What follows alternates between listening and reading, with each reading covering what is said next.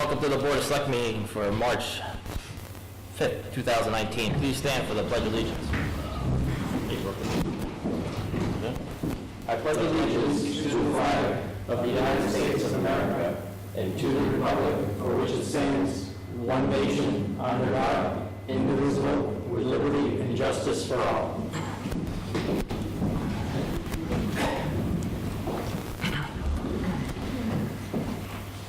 On tonight's agenda, we are just going to discuss the warrant articles. So,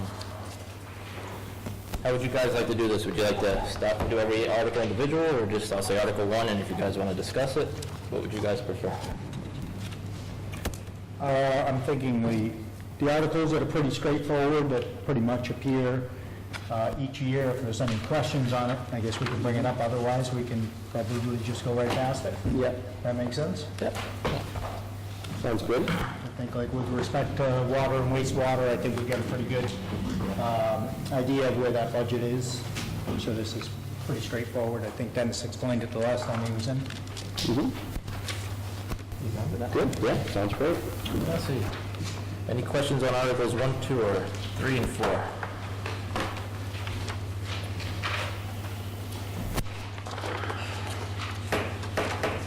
Nope.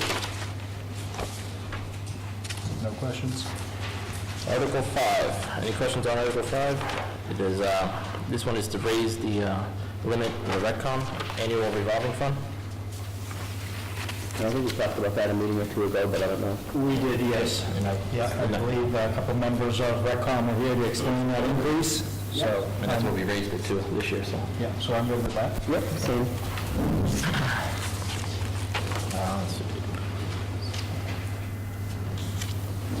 Article 6 is going to be withdrawn, and that's going to be put into the FinCom's budget going forward. Article 7 is transfer of funds to our stabilization account. It says $900,000 right now, but that number is going to change. That's been amended by Finance Committee down to $200,000 And that was free cash to stabilization. at this time, right? Okay. And did we want to, I know some of these, I know are already on Article 6, did we want to vote on each one of these as we go through, or just the ones that we have discussions about, or just sort of assume that we're fine with them? If we don't discuss them, I just want to, We'll just do it at the end, one vote. at the end, we'll do Yeah. one vote for everything. Okay. Yeah, I think if there's an article that we don't like and we want to say no to it, we'll say no to that one. Otherwise, And then the we're- rest of the articles, we could We'll just, keep. we can go forward, subject to Yeah. amendments. Perfect. Okay. I guess I have a few questions about Article 7. That $200,000 we're talking about is right now sitting in free cash? Right now, as it stands, that's the only place that we can move money to stabilization would be free cash. Okay. And currently that budget is at, we just moved some money to stabilization. I'm not a big fan of having too much money in stabilization, so currently what is in that particular fund? Free cash? Stabilization. About $1.8 million. 1.8 million? Like I say, myself, I'm not really in favor of having, because we also have that other stabilization fund with, I think it's capital stabilization with another 200,000 in that, so I'm not in favor of that particular article, Yeah. and that's up to you, gentlemen. Yeah, I agree. I don't think it's worth having too much in there, but my question is, what's too much? I don't know. I don't have anything to base it on. So Derek, sort of what's the normal for a town with the budget of our size and sort of the capital structure we have and the revenue we have and the expenses we have, sort of what's a reasonable target for a stabilization fund of a community like Upton? So the state would recommend that stabilization account should be upwards around 10% of your operating budget. Okay? That's the recommendation. Yeah. And so we're not there yet, and the free cash policy that's been approved by Finance Committee that hasn't yet made it to your desk has a recommendation as a goal to strive towards 10%. Mm-hmm. What would 10% be, and how far are we from that? Do you know? 10% would be about $2.4 million. Okay. So we would be short approximately $600,000. Okay, so we're still significantly below that target that the state and finance committee are recommending. Right. Okay. Okay, so based on that, again, Steve, I agree we shouldn't have too much in there, but it sounds like, I mean, to me, too much isn't an arbitrary number, too much is based on sort of what guidelines are, so for me, it's fine, but that's me. I don't know what you think, You Gary. usually tie the guidelines to your operating budget, so there's Yeah. a discussion for another day is, how much of our But I budget mean, is our it's operating the budget. difference if it's there or there. I mean, you can get the money, one's 2/3 vote, but whether it's in free cash or stabilization, it's our money, just where it's sitting. So, Yeah. To me, it How do doesn't you, make a I mean, difference. how do you perceive that as being different, sort of stabilization versus free cash? I mean, I know they're different, right? One requires 2/3 vote, one sort of, It's been my experience that once it seems to go to stabilization, Yeah. we never seem to spend it. That's the only Is that thing a that I good don't. yeah. You'd rather spend it. Mr. Flaherty, would you like to? I'd just rather keep it liquid. I guess my point is liquidity. That's my only debate on that particular point. In my opinion, it's more liquid Yeah. as free cash than Yeah. it is as stabilization. Yeah, for sure, it is. It's easier to access. Yeah, And I got think it. it's easier it's just easier for the Yeah. folks to wrap their head Right, around. so I think of it as like a checking account versus a savings account, right? Like checking account Yes. is you're sort of using all the time, you're taking it in, you're putting it out, you're doing whatever, versus stabilization is sort of rainy day if something happens, if the economy goes south, if our school budget goes up or whatever, we've got it there as a backup. Yeah, a little bit more long-term Long-term. money versus short-term money. Yeah, no, that makes sense. That's my only concern. Mr. Flaherty? To Mr. Material's point, free cash, you can't spend this money unless you go to a town meeting to begin with. Free cash is a majority vote, stabilization requires a 2/3 vote. All right? Keep in mind that of the amount of money Mr. Manager said is in that stabilization account, 492,000 of it was the part of the school override from 10 years ago. Madam Town Clerk tells me it was 10 years ago. But we did an override, we recall, Steve, 10 years ago, because of the way the men didn't go on, they reduced their contribution, which automatically reduced ours in accordance with the formula. Accordingly, we had $492,000 in change that we raised. Was, what are we going to do with it? Well, at the time, there was some movement or some discussion about having an underride, moving that from the levy.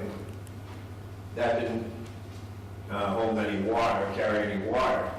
So therefore, we held the money in an account which we call school stabilization. In the promise of going forward, should the school need additional funds, we would be able to use that, and in doing so, we would have kept our promise to the taxpayers that that money from that override is going to be used for education. So, whatever number, like I say, Derek said, $490,000 of this about was a result of money that wasn't spent on that override. And that really launched the fund because we had very little money in stabilization prior to that. Yeah, but Very it small stayed numbers. in school stabilization Right. until about 3-4 years ago, when there was a move Joint. by the current board, what the board at the time, to roll it into general stabilization. Right.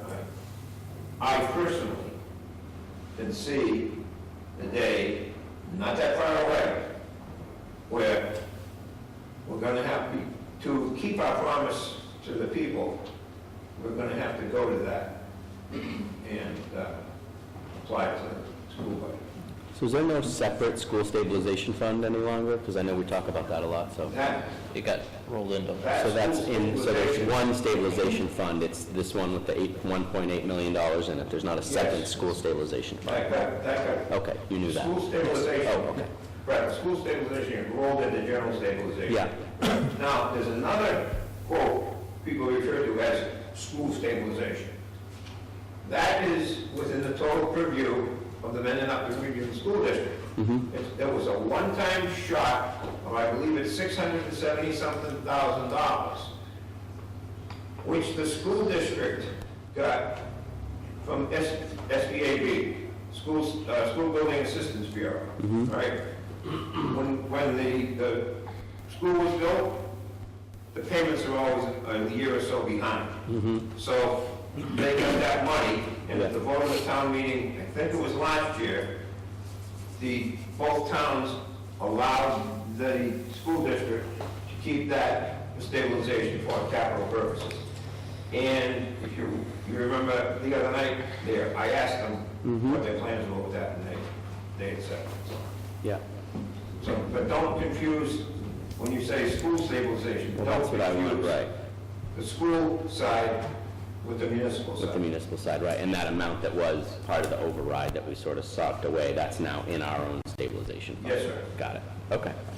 That makes sense. Right, and the only other stabilization, we have a small capital stabilization fund. Okay, So there is other stabilization. yeah. How much is in that capital stabilization? Yeah, just so we're clear on the numbers, the capital stabilization account is $195,288, and the general stabilization is $1.720350. So slightly over $1.7 million. So even with capital stabilization, we're still below what the target would be as sort of The recommended 10% by the state. recommended target, yeah, okay. Okay, And, Mr. Chairman, the Finance Committee met last week. Yep. And voted to recommend $200,000. Michelle? Hi, Michelle Antonelli, 148 South Street. Mr. Clarence knows that I'm going to speak about, because I sent a phone letter the other day. Actually, Article 36 on the warrant, the citizen's petition, is a request for $250,000 to be returned to the taxpayers, and this is exactly the situation that I was trying to address by putting this petition forward. Stabilization as a rainy day fund or an insurance fund or whatever has never been clearly defined. At any given point, we may decide, whoever the "we" is, may decide it's a rainy day or not. So when I think about stabilization, I think about from year to year, solving the problem within the year, because then we go back to the taxpayers, we go back to the new budget, and we look for new capital to fund facilities, to fund school, to fund whatever needs to be funded. So my perspective is that our stabilization fund should be just for the worst rainy day that's going to happen within that budget year. And that when we look at these huge amounts, we need to be considering really what is the purpose of the stabilization fund. I know part of it has been considered to be part of the bond rating. I would suggest before you guys even consider this, that you look at the Southborough Advisory Committee report on stabilization funds, because they are not linked to higher bond rating. In fact, what's linked to the higher bond rating is the result of the citizen rating of the town. So as we look at what we do with our extra money or our excess capacity that's appropriated during the year, I really think that we should be looking at who put it in there and giving it back to them. Thank you. Thank you. Is there a question over here? Just a general comment. We were talking about that financial sort of plan that we were going to put in place. And the Department of Revenue is recommending on free cash that you be between 3 and 5% of your overall budget. Stabilization fund, they're recommending that you be between 5 and 10%. That's in that financial policy that we're talking about. But as I look at some of the financial policies from some of the other towns, some write it up as a minimum of 5% for your stabilization fund. Others say, just outright, we want it to be between 5 and 10. A lot of them have a goal of 10%. So that's kind of what other communities are doing. It's really up to this group here to decide, what do we enact for that financial plan policy. You know, and I think there's one other component to this that kind of actually brings what basically, actually all three people spoke about, and it's the difference between a community that has a public school system and a regional school system.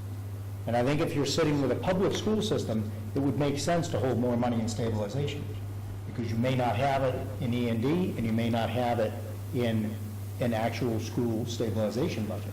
So I think in that instance, it would make sense to hold more, where I believe we do participate in 2 regional school districts.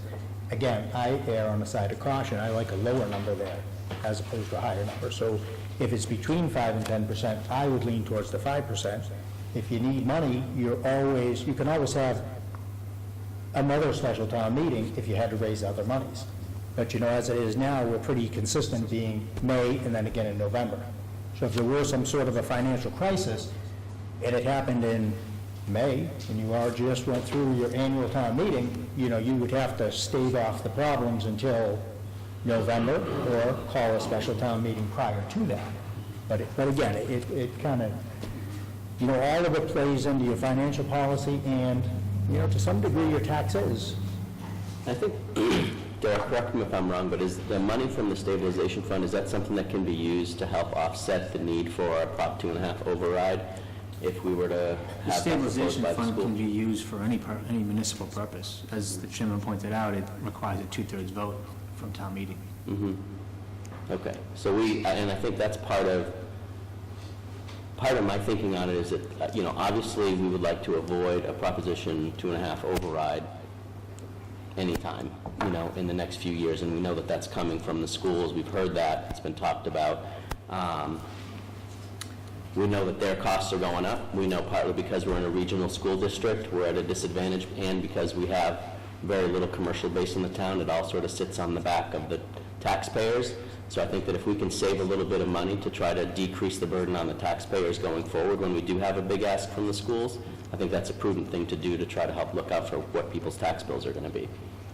And that's what for me, that's what saving this money is for that time when we would have a significant impact on taxes to say, sure, we could give $250,000 back now and save 10 cents, 20 cents per thousand of tax rate, but then in another year or two, if we have to come back and do a 2.5 override, that's a much greater impact on people's tax bills than if we can defray that by using money that we've saved in stabilization to avoid a 2.5 override. So that's part of my thinking for why we would want to maintain a higher stabilization now.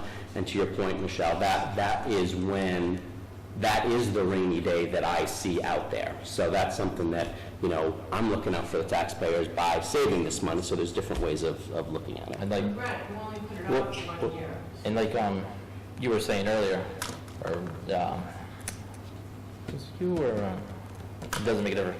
If Article 36 passes, if we Yeah. put 200,000 here, basically it's just going from here to here, so it's Yeah, it ends up being a wash. net 50 out. Yeah, so you end Yeah. up losing 50,000, so doesn't make. Well, I don't think necessarily that 200 would go into stabilization. Yeah, and the Article other one- 36 says comes from stabilization, so, That we cancel it out. yeah, so it's like, if we're gonna potentially be spending 250,000 from there, why not put another 200,000, at least keep our stabilization where it's at. And just so people know what we're talking about, there's an article in the warrant about taking $250,000 out of stabilization. Or free cash. Instead of going free cash. Okay, Mr. Chairman, do you want to recognize the folks in the audience with questions? We'll get to Article 36, but, Yeah. yeah, we'll get So to I was just trying to explain what we're talking about, is that there's 2 options for moving money out of stabilization, and it sounds like Ms. Antonelli is correcting, out of stabilization or free cash to buy down the tax rate, that's the 10 or 20 cents. Do you know, Ms. Antonelli, how much that would take off the tax rate? I don't know exactly. You don't know, okay. I would- So what we can do is look at both Article 36 and this one. Maybe, Mr. Chairman, we do that as a shared effort. It says two together. from free cash, comma, stabilization, or any other reserve funds. Or any other source of funds. Yeah. Yeah. Okay. So the point is that we're looking at pulling money out of stabilization potentially, and we're looking at putting money into stabilization potentially. So I think the main thing is we've got to decide whether we want to save the money in the future to try to avoid and/or delay a 2.5 override, to give ourselves time in the budget to try to manage that and work our way around it, as opposed to being stuck and not having any options. So that's my take on it. I don't know. I think it's also going to be tricky as well, because, again, that we're assuming we put it forward, we don't know whether or not it would pass, and we would also be reliant on the other community. At the end of the day, Sister communities. yeah, no, exactly. And There's a lot of moving parts. 100%, and at the end of the day, all of this comes down to what the people want, right? So whatever we put on the warrant needs to be voted on at the town meeting, and that's where the people are going to have their say, so. Right, it'll be one way or the I other. was just Yeah, going to echo what Mr. Simons just said. Let the people decide if they want to do it or not. I'm on hold. Yeah, It's, your position is either put it on the warrant or you don't put it on the warrant, exactly. okay? Let the people decide if they want to do it. Yeah, I agree. Have another question? Well, normally, as far as should we keep it in free cash and stabilization, is there an interest type of difference? Because usually a long-term investment yields a higher rate of interest. Thank you. Yeah, Mr. Yeah, go. Interest on, the town gets a certain amount of money in general fund and all the money they have. Interest on the stabilization account inures to the stabilization account. And what the other one is, the cemetery account, something like that. The interest of that incurs, otherwise the interest just goes to the town. But the stabilization interest gain inures to that account. What's that mean? They give that account gets credit for whatever interest they get. Is there a different percentage number, I believe the question was? Not that I know. Is it just the rate, whatever I that is? don't know the answer. All I'm saying is that the interest inures to the account. Yeah, I'd have Either. to follow up. We'd have to look. Yeah, either Kenny C or Kenny G would probably have that answer. You don't get interest on free cash. Okay? Any more questions about 7? No, I have no other questions. We'll just leave it, let the townspeople decide. You guys can 2-to-1 me on that. Sure. That'd be a 2-to-1, sure. Yeah, well, do we want to make the motions at the end, or are we making the motions as we go, or how do we want to do it, right? It's up to you, gentlemen. Well, we said we'd do it at the end, so. Okay, so then let's go ahead and do it at the end. At the end, we'll remove Mark 7. this one. Okay, that you, Right. So we'll vote on this one separately. Yeah. Let's see. Article 8 is DPW Chapter 90 money. We got our numbers back, and that's going to be $316,288 from Chapter 90. Article 9 is also roads for DPW. Chairman, can I clarify that $316,000, that's not a raise and appropriate, that's borrowed. Yep. No, That's the, number 9's. What are you talking about? Chapter 90. The Chapter 90. It's on. Yep, that's, So Article 8 is Chapter 90 money that's given to the town from the state. Chapter 90 is Article 8, Article 9 is what Chairman Fire is referring to. That's $546,000. No, I'm talking about the, from operating up the one, the Chapter 90 money from the state, they generally borrow. The other one is a raise and appropriate, right? Article 9 is raise and appropriate. Yes. the Yes. state gives us that money. The state gives us, under Article 8, they give us that money. Right, Article 8, That's right. we're accepting and expending. Right. I think we're talking about two different things. Okay. All right, we're on to number 9. Town can spend Let's the go to money. number 9. And the state will reimburse them. They can spend it. We've never got to that point, but 9, when the motion would probably be, it always has been, the motion is to borrow. Okay? If they don't need to borrow, they don't borrow. What it is, it's not a raise and appropriate, and it's not a transfer from free cash. You're talking about Article 9. I'm talking about Article 8. Article 8 is to accept and expend the money. Is it written wrong? Is it? Okay. What's happening? I just making sure it was written correctly is what I'm asking. Okay. What does Article 8 on the one you're looking at say? Because to me, it doesn't say anything about borrowing or raising, Borrow in anticipation of 100% reimbursement of said amounts. oh, at the bottom here. I see what you're saying. Oh, I was looking at the top. So, Can I read the whole thing? Correct, but that's just a timing issue. And in this particular case, we will receive the money before we expend it, in this particular year. Not necessarily. In this particular year of 19, the way it's playing out, we will receive the money before we'll expend it. Well, let's move on to 9, because we're beating a dead horse here. We got a lot of articles there. On to 9. Number 9 is also roads for DPW. This was raise and appropriate for $546,000. Let's see. Article 10 is also another DPW article. This number is slated or earmarked for $200,000. It's for snow and ice, and I believe after the last snowstorm. We were at, through the chair? Yes. So we're at $200,000 of the $240,000 that was appropriated for this year before we entered the weekend storms. We had one Saturday, which was a small storm, but it was a storm nonetheless, and then we had a major storm Sunday until Monday. So I would say we're probably, if we haven't broken the 240, we probably are about to. And I've already requested through the town manager permission to deficit spend. So this number will adjust to once we get whatever. closer. Yeah. Okay. The good news is we're in March. That doesn't mean anything. In like a lion, out like a lamb, right? That's what we hope, right? So hopefully that number goes down. Yeah. Yeah, exactly. Great. So, And about how long do you think you'll know when the exact number where we are right now? Does it take about a week and a half after a For storm nine. to kind of catch up all the Yeah, numbers? this one is gonna have a lot of invoices coming in after water salt, had water calcium, we had water fuel. I Is that had what we usually do, free cash? two storms. It'll take me a little while to tabulate this. Hang on, can we have one conversation at a time? yeah. Okay. All right. So, Yeah, if you could just let us know, keep us posted so we can run a tally. With Derek. Thank you.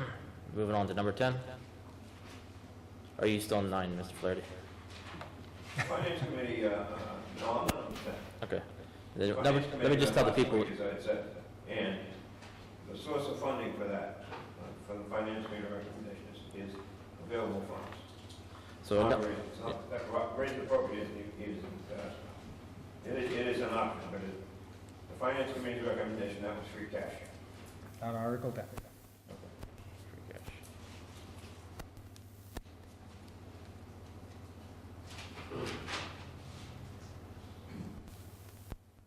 Okay. Any other questions on 10? Do you have anything there? Number 11 is raise and appropriate for $100,000 to OPEB, which is a yearly thing. So this is going to be another article we're going to withdraw. We're able to, given the new budgeting software, we're able to build this into our operating budget. It's been a standing $100,000 contribution to OPEB. So we're going to withdraw this article because it's already recognized in the operating budget. How much a year are they going to budget through this new software? Right now, it's $100,000, but as we go through the budget process annually, if the Board of Selectmen or Finance Committee decides to change that number up or down, then we can make that adjustment. Then we can make that adjustment through the operating budget. It doesn't have to be a standalone article. Okay. And will that be in Board of Selectmen's portion of the budget? It's a standalone portion of the budget. It's Okay. in there right now. We'd have to move around the accounts, but yeah, I mean, we could show it in the Board of Selectmen budget. Okay. Article 12 is put forth by CPC.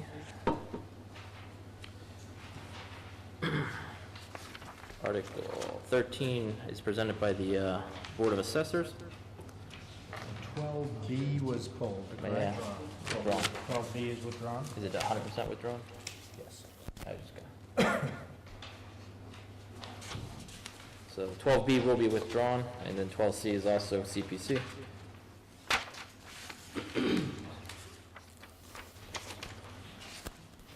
Any questions on Article 13? Okay. Would you like to say anything, Mr. McGowan? If you have any questions, I'd be happy to answer them. It's the usual article we do every year to prepare ourselves for the recertification we have to do on all properties in town. We have to do it every 5 years, in the past it was every 3 years. So this puts the money away so we have the funding for the full amount at the time. Okay. So we budget 11,000 for every year, then pay 55,000. Exactly. Okay, so 50,000 total. Yeah. And where in the cycle are we with this, do you know? We are, 2 years, I think it will be, this is our second year, I believe, doing 11,000. So we're about, I think it's in fiscal year 2022 is when we do our certification for the 5th year. Okay. It used to be 3 years, right? It used to be 3 years, now it's every 5. Okay. Any questions, Brett? Nope, good. Article 14 is also a CPC or conservation article. Okay, Article 15 is article presented by DPW. It's to accept some public roadways. Do you want to say anything, Mr. Westgate? Do you have any questions? Is this all part of the You know, I could probably make it a little easier for you. Which article is this? Article 15? 15. So, Just to kind of, it'd be nice to know which way the road is moving, or which way Yep, the intersection that's may why be I moving. have a funny feeling you might want to know that. So there's a brief explanation of Article 15 here, Thank you, sir. and there's a map showing the two parcels. They're very small. What's different about Article 15 from everything else with the tip is everything else that the town has accepted and voted on, and this board has authorized, has been for work that is done in the right-of-way. Any easements out of the right-of-way have been either drainage related, a telephone pole, or a retaining wall. These two are the only properties where the actual right-of-way is moving and the roadway is moving onto, they're actually taking an easement for the roadway to move onto personal property. They're very small. One is 67 square feet, and the other is 147 square feet. One's at the corner of North Main and School, and I've highlighted them for you, so you can see that little triangle. The dotted line that you see on School Street in North Main is where the road is now, and the really faded dotted line, I should say. And then where you see the triangle, that solid line is the new roadway. There is an explanation to why this must happen. Of course, everything that's proposed goes through District 3 and District 5.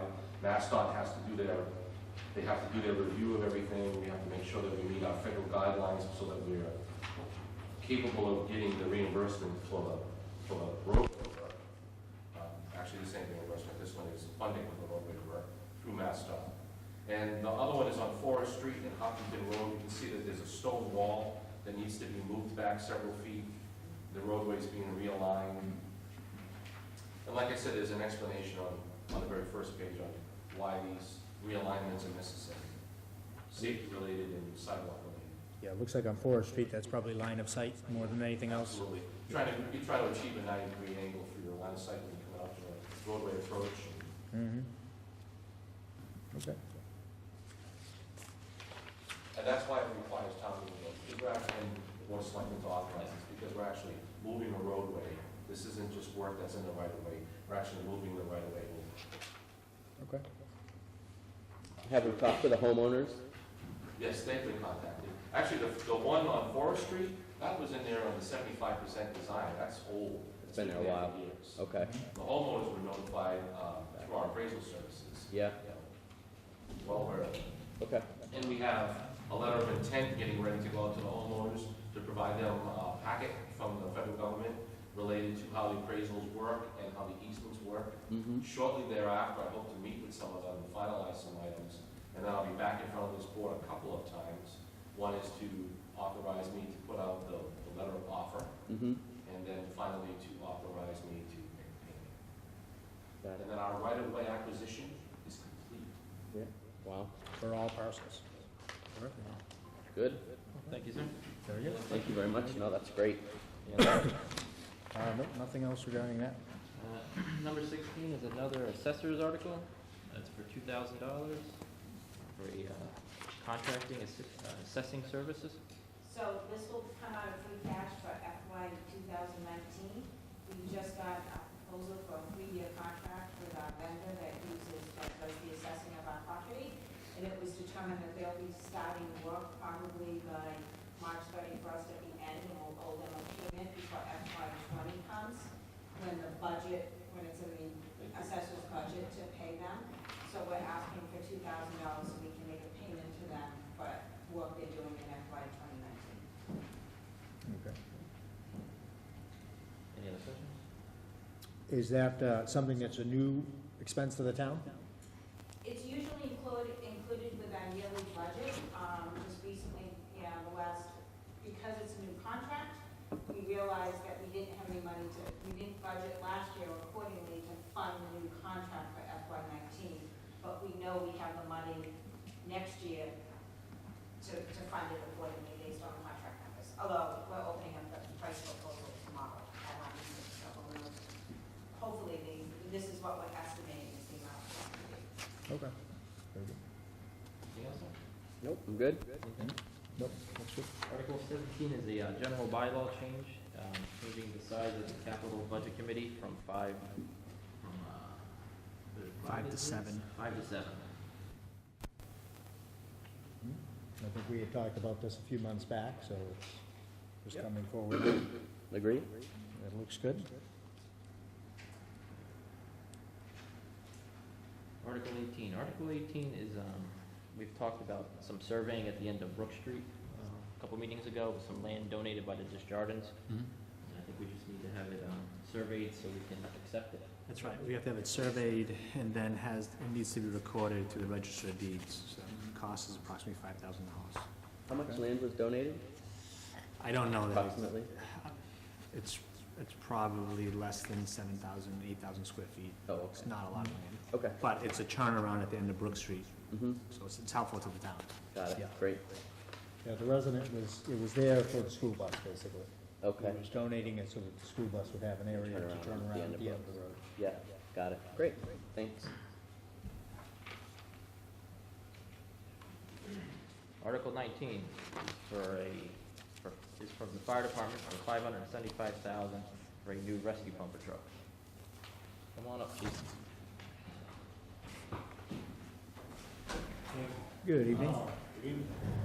I'm not sure what questions you have. I'm sure you've heard about the article for quite a while, so do you want me to review it, or do you want to just ask questions? How would you like to proceed? I guess you can start with kind of a spec on the truck. Why do you think it's necessary at this point in time? After, again, I've only been here 6 or 7 months. After talking with the staff of the organization, and me looking at the department as a whole, one of the things I recognized was we don't have a second engine. One of the things when I went through the capital committee was they wanted to see some data as far as, well, what are other communities doing? So I took up some research and found other communities of population sizes very similar to Upton. So population size around 8,000, all the way down to a population of about 6,500. All of them had at least one engine. 96% had 2 engines, which was pretty much every single community except Upton. 2 engines. So again, when you're looking at demographics of the community and their ability to, finance these types of things, I thought that was a good question from the capital group, so I did some research with that. I also took a look at the towns that we abut, so all the surrounding communities. Again, they all have at least one engine, they all have 2, and some had 3, so almost 50% of everybody that I looked at for communities, 50% had 3 engines. I'm not sure we're at that point in this community, but I think the need for a second engine is very high. So in looking at the rescue truck, which was scheduled for replacement a year or so ago, I asked, again, the staff about, do we really still need a rescue truck? And the answer that I received was no. I said, okay, well, what are your plans to use or remove the current equipment on the truck and whatever you had thoughts on? And they said we could take most of the most needed equipment and put it on this rescue pumper type of vehicle. The vehicle would look very similar to what our engine 1 currently looks like. I was able to download some pictures of the truck that we're looking at.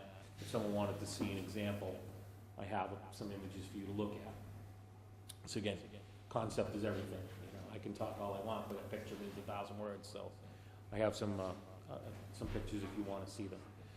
So, and then if the other equipment that we couldn't fit on this rescue pumper, we could keep at the station. And if that type of response was needed, we could load the extra equipment in our pickup truck and get it to the emergency.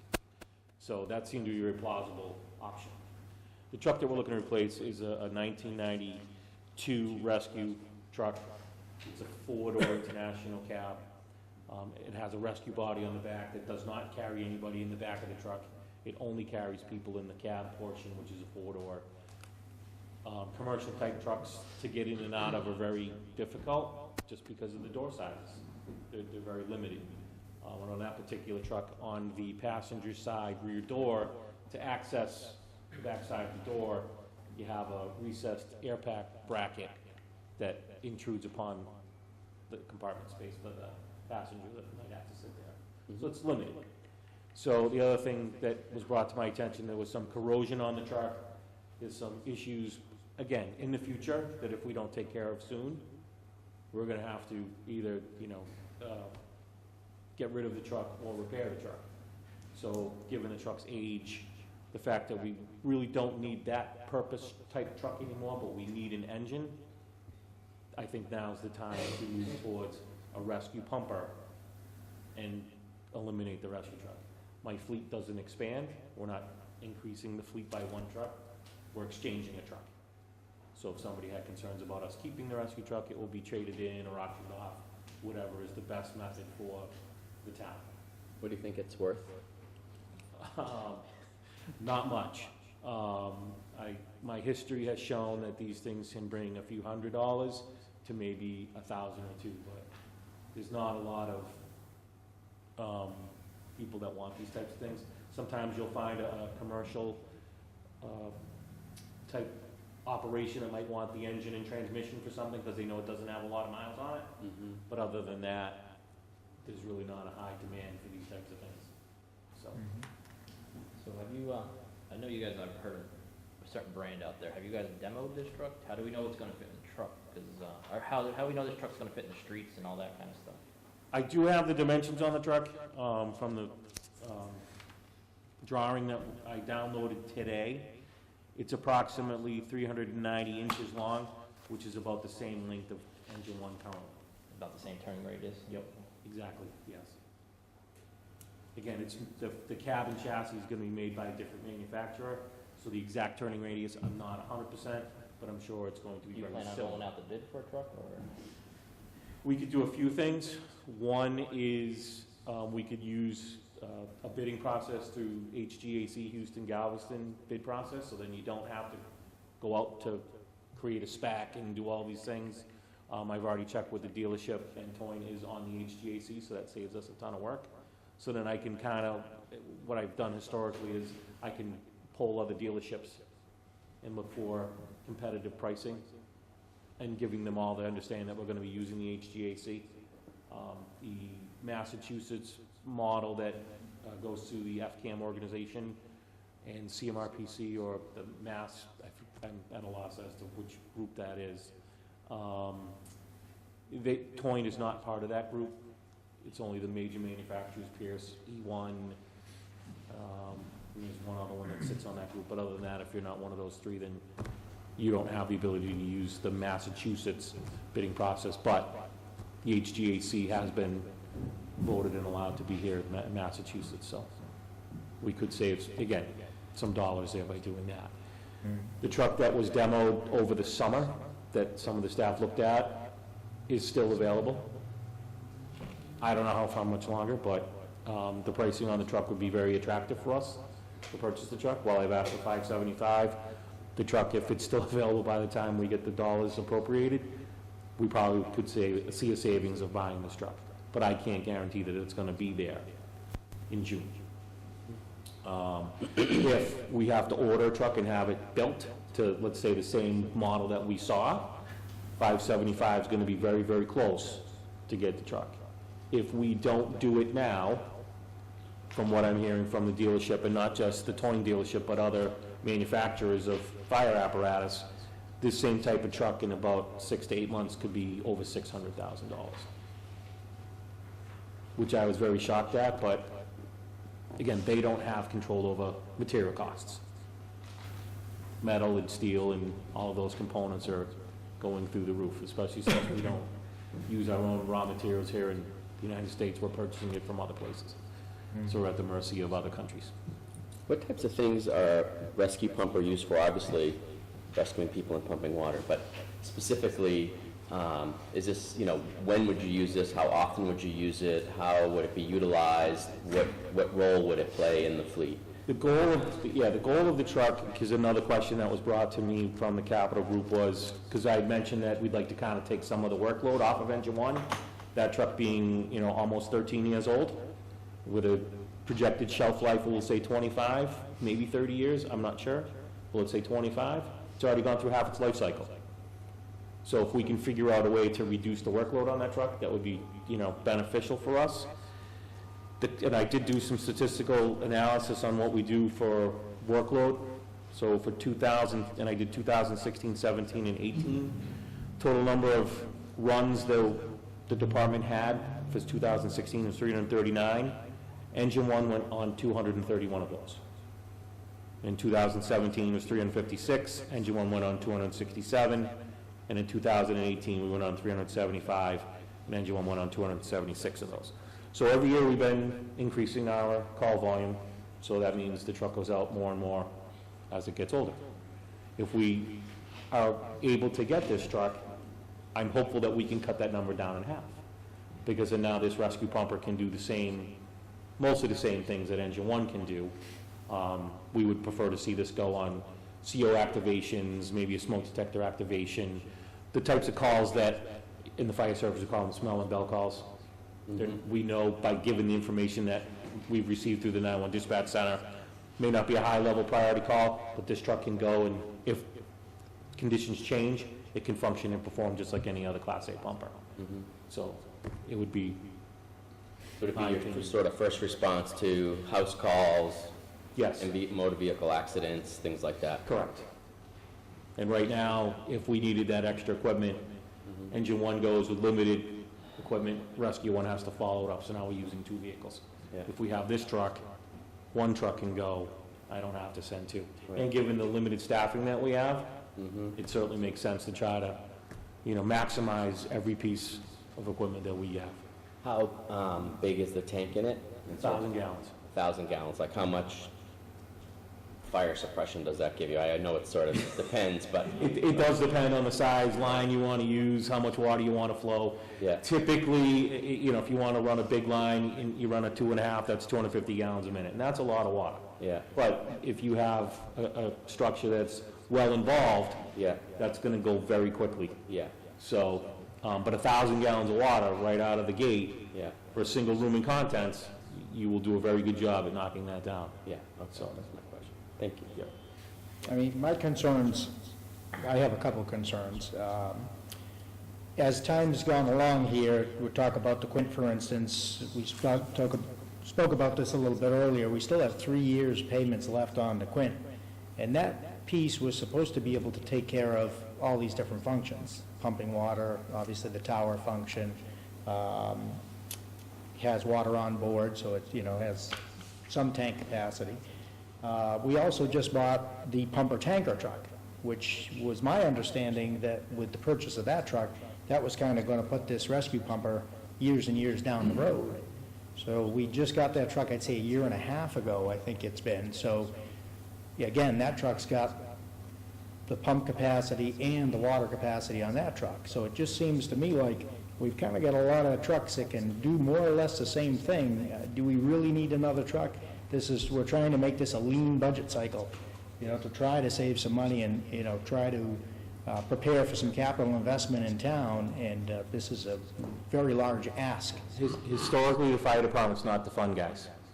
We're the guys that say no, and we're the guys that look for $500,000, $1 million pieces of equipment.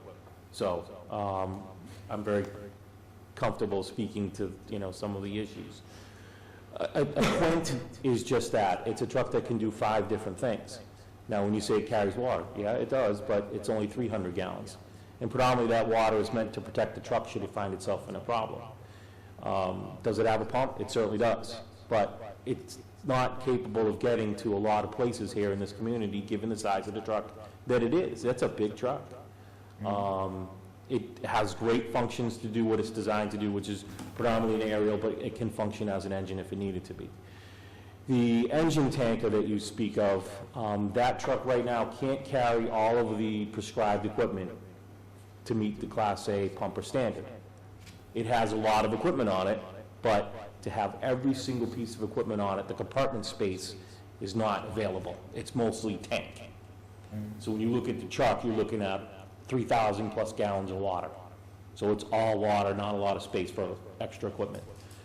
This rescue pumper, again, and I can give you these to peruse later, there's a lot of compartment space that allows us to put all of the necessary equipment to meet the Class A pumper standard, plus the rescue equipment that we'd be taking off of the rescue truck. So it would be a rescue pumper truck, which is the name of the truck, and that's kind of the purpose of this truck. I don't disagree that the Quint can perform some things, but it can't do it all. I don't disagree that the engine tanker can do some things, but it can't do it all. This truck can certainly do more things than the Quint and the engine tanker, but it can also be that other engine, should engine one be out of town for whatever reason, have a breakdown, or God forbid, end up in a crash, well, now we don't have an engine. And we're left at the last minute trying to find one that fits, and probably won't fit what we want. We'll take whatever's on the lot, if someone even has one on the lot, so. I found it very interesting, in a lot of communities, almost every community had 2 engines. And what my definition of engine was, so that everybody's clear on my definition was, it had to be at least a 4-door truck. It had to carry at least 500 gallons of water, which I thought was very reasonable, and it had to have at least 1,000 gallon a minute pump, which again, is, I think, a very reasonable standard to look at. I didn't look at anything outrageous. Getting back to the pumper tanker that we currently have. Yep. How big is the pump on that? Is that a 1,000 gallon pump? It's a 1250. 1250. The problem is it doesn't carry the hose required. Right. to make a- So again, the pump size really doesn't affect how much water's on the truck or how much hose goes on the truck. That just tells you how much water it can move, given the situation. So if you're able to feed it 1250, it can pump 1250. You can feed it 2,000, but it's only going to give you 1250 a minute. So the pump size isn't really, So if you're drafting out of a lake or something, obviously you have a strong Right. water supply. you can give 1,250 to the next piece or to the fireground Does this operation. truck help your ISO rating at all? That I'm not sure. I could look into that. But I'm really not sure. I can't, I don't know. So, I was gonna say, Do we, oh, go ahead, sorry. No, I don't want to interrupt you. my biggest concern is I just want to make sure it's the right truck for the community. We've been sold a bill of goods on 2 previous trucks, and we were told that we didn't need a second pumper when we got rid of engine 2. And now, fast forward 5-6 years, now we're back at this position. So I just want to make sure if we get the truck, it's the right truck, and it's just not the shiny object that they went and saw. That's why I'm concerned about buying that truck without, having it in town, driving it around town, Correct. make sure it fits. I think if we are successful with the article and the money is allocated for us, we'll make sure we have a vetting process before a truck is finally purchased.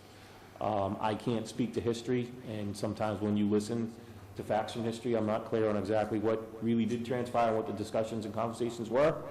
But I have been told and led to believe that not a lot of people were in agreement to get rid of engine 2 within the organization, but it was told to get rid of engine 2, so that's where it went.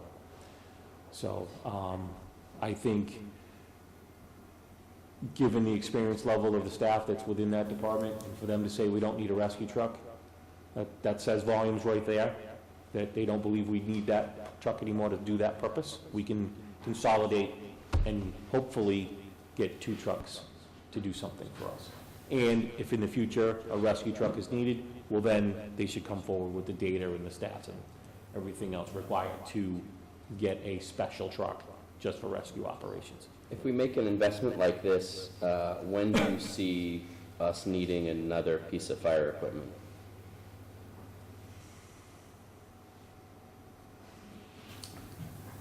I'll take a poke and a stab and say somewhere not for another 10 years, fire apparatus. Fire, yeah.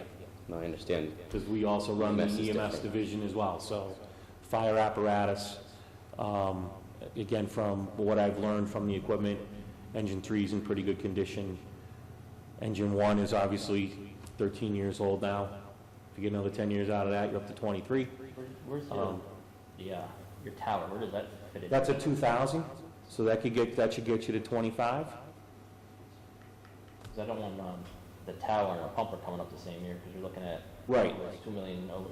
By then it'll be probably. Oh, God only knows what it will be by then. $2 million, We could be spending almost $2 million on an aerial truck just by itself, but, yeah, yeah, it won't be, well, but I want to make sure I leave the place in the right position. Just like the last place I left, always leave the place better than you found it, so. I think in working with the capital committee, that's something that I know for an objective, they have long-term goals they want to try to put together, so that should be part of that plan, is how to, keep the apparatus within the right funding cycles to not get overloaded in any one year. And then, what about EMS capital? So I know I've heard talk of an ambulance, so again, when we make these kinds of decisions, at least for me personally, I try to do it in the context of overall spending and overall investments that the community is making. To Steve's point, we've got other significant investments that we have the opportunity to make with the debt that we have rolling off over the next couple of years. So we're trying to figure out where the highest and best use of that money is. So if you were to look out the next couple of years on your EMS capital, what is that looking like? If I recall, what originally went through, an ambulance was supposed to be purchased this year, and that didn't happen. So An ambulance would be up. an ambulance should have already been up for this year, correct? Okay. And for whatever reason, it wasn't brought forward, again, change in leadership or whatever. Yeah. But, so now you're already behind. So if we did the, That's right. yeah, if we did Now, the again, we can ambulance. push it another year or two, Yeah, but at some point, you're gonna have to look at replacing the truck. yeah. And again, for most of the reasons, while the truck looks nice and shiny, it's the, the truck that we're looking to replace is a GMC type truck Yeah. that they don't make anymore. Yeah, Parts are going to start to get hard to find. So Right. while the truck looks shiny great, it's, it's the parts availability that becomes an issue to keep the truck on the road. I do recall you showing me that at the pancake breakfast. Yeah. Yeah, I think unfortunately, in a small community where we're 95% residential, unfortunately, we've got to, we've really got to get these vehicles and kind of run them right to the last mile if we can, Exactly. because the residual value is so low. Right.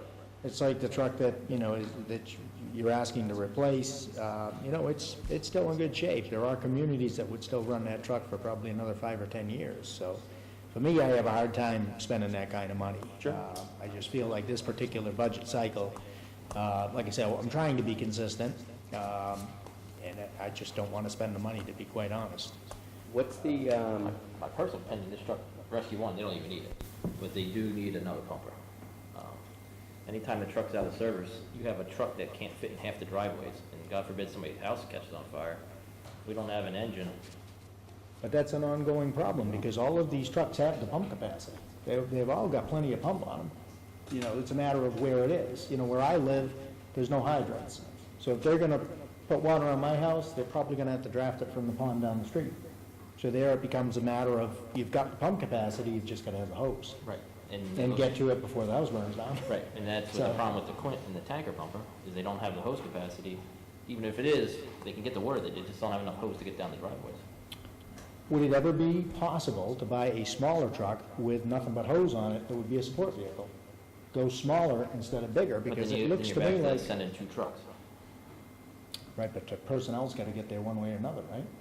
Yeah, I Don't you think- kinda always end up sending 2 trucks? I think with him, he's limited manpower, so he has to make his biggest bang for his buck. If during the day, he's got 4 guys, he's gotta be able to get 4 guys there with enough water and enough hose to make it an effective attack. If not, he's got an engine here, this and that, and it's just not gonna work. So right now, the truck that would run, if there were that type of a call, which truck would make that call? Engine 1. Engine one? And if engine 1 breaks down or goes somewhere, we have nothing for our community. We would run the pumper tanker, right? But- Because now you got water on wheels and you got... But you don't have the hose. Again, the truck does a lot of different functions, so you keep focusing on a pump and a water tank, which is fine. But the truck needs to have a hose in order to get it to the fire, and then also supply the truck. Plus, if you use a tanker truck as what some of the industry would use, call it a nurse tanker, well, now you just took that 3,000 gallons on wheels and made it stationary. I can't use it to go get more and bring it back. I have to call another town to do that. And if the hot fire is of significant size, we're gonna need a lot of those tanker trucks. So to take 3,000 gallons out of a loop of water supply is not the smartest decision in the world. Right. Well, we have the other tanker too. Yeah. We do have another tank, and we could bring the other tank over on water. Just, to me, it seems like we got an awful lot of doubles, I'm all for safety, My daughter did a fundraiser for the fire department. She raised a lot of money for the Jaws of Life. I have no problem with the additional radios, the additional suits for the for the firefighters. I don't have a problem with that. But like I say, this is a big ask, and it is for me in this budget cycle. I just So don't, just a- don't like it myself. So, go ahead. I got no. Okay. You know, this is an area where, you know, as a leader in the community, I think that people elect us to surround ourselves with really good people, which we've done. We hired Chief DeFranzo to do a job. I don't know anything about fighting fires. Gary, you do, so I certainly put weight in your perspective. Certainly the chief does. I respect and trust the recommendations that you're making as an expert, so I appreciate that. We do have to balance that with the consideration, you know, of the townspeople, and it is a large expense. I think we also have other committees out there, the Finance Committee and the Capital Budget Committee. Do we have opinions from them on the purchase of this vehicle? We do. Both chairmen are here. Okay. Can we, I don't want to interrupt Chief DeFranzo, but if there's anything else for Chief, or if we want to ask these gentlemen to speak? Go ahead, Mr. Dan, Go ahead, Dan. Capital Committee had a long discussion with the chief about this request, and most of the discussion that the board's been having is a lot of the things we talked about. We did vote for favorable action. You did. And did you go and look at the truck itself, the existing one? And you had your meeting at the fire department? We're already at the station. Okay, and vetted all these questions? Correct. And your recommendation is to purchase the truck? We favorable recommendation. Favorable recommendation. Thank you. And we also spent some time with the chief here a couple of weeks ago. The Finance Committee voted unanimously to recommend to purchase the truck. You stole my thunder there a minute ago when I was going to say, this is the man that has the expertise. He's the guy you hired to run the fire department. You have to give a certain amount of credence to what comes from his lips, okay? Neither of you, or Gary knows firefighting, but neither of you other two do. Well, I asked the questions. So I back again, you have to give some credence, or a lot of credence, to the chief. Going back to what Mr. Mattalian said earlier. Yeah, we probably got sold a bill of goods when we got that moving, but, you know, you can't go back, all right? The biggest problem when we bought the blue one was that somebody made the decision, somebody who was not a fire person, to dump engine 2. And of course, you realize that engine 2 went to Gloucester and it's still a first-line piece. This is true, but this is what the other committees are here for as well. So you're telling me your committee is comfortable paying and buying 3 trucks in 7 years. Is that what you're telling me, both gentlemen? So you got the Quint, the pumper tanker, and now here's a 3rd truck. You're gonna buy 3 trucks in 7 years. Is that what you guys are telling me? If that's how it works, but you do the math, and we're not paying for them all in the same year. You're still making a payment on one of them, right? No. The Quint we're still paying for. You do understand? The plan is... 3 years to go. What, I defer to the manager on that. Well, we still have 3 more payments left on the Quint. We have a payment that's due on May 1st of this year for $50,000. We have a payment that's due in 2020 for $50,000, and the last payment is due in '21 for $62,000. So if there was an appetite to support this request, my recommendation would be that we pay off the Quint using free cash and take that old debt that we just paid off and replace that with new debt for this truck. I've been working with the treasurer collector, and a 10-year bond would come in at approximately $70,000 each year for a debt payment. What is it now on the Quint? The Quint is $50,000 in the next 2 years and $62,000 in the last year. But I guess it was just a question I was putting out to the 2 committee chairs. Are you telling me that you want us to buy a 3rd truck in a 7-year span of time, is the question? Yes, sir? So from a capital committee standpoint, I was not on the capital committee when those other 2 things were done. I think one of the things that the capital committee's talked about a couple of times, when we talked earlier on about planning, when it talked about apparatus for the fire department, vehicles for the DPW, the community needs to get on a long-term plan. We need to be looking at these things over 20 years. The two of the pieces of apparatus you're talking about were used piece apparatus, which were substantial savings to the community. I know that the capital committee did not have much of an appetite for looking at any more used apparatus because we don't know where we're getting, we don't know how well the community's going to do in the back end of the used apparatus business. Will we get the full lifespan? Because we haven't had control of what the vehicle looked like at the beginning of its life. So those are some of the things we talked about. And like I said, I think in long term, to some of the points the board brought up was great, which is the community really should be planning these kinds of things like rolling stock for DPW and fire are good examples of like, we really need to get on a 20-year plan. Both Dennis and Mark, as chief, have both been very amenable to, to your point, the community buys new things and it figures out how to decide to stretch those year by year based on the condition of the vehicle and how well we've done with them. So that's really kind of where the capital committee has been gone with this discussion. I think to the finance committee chair's point, I think we're kind of straightening out, going off course a couple years ago. They kind of sent us in a different direction, and I think that's kind of where we're headed in our thoughts as a committee.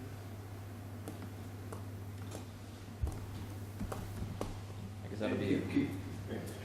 Keep in mind that if you pay off the Quint this year, the first payment for this particular vehicle wouldn't be until 20. It wouldn't be until 21 if we were to order it and then build it, but given what the chief just mentioned of this vehicle being available in June of this year, I'm gonna have to work with the chief on that to see if there will be a payment due in FY20.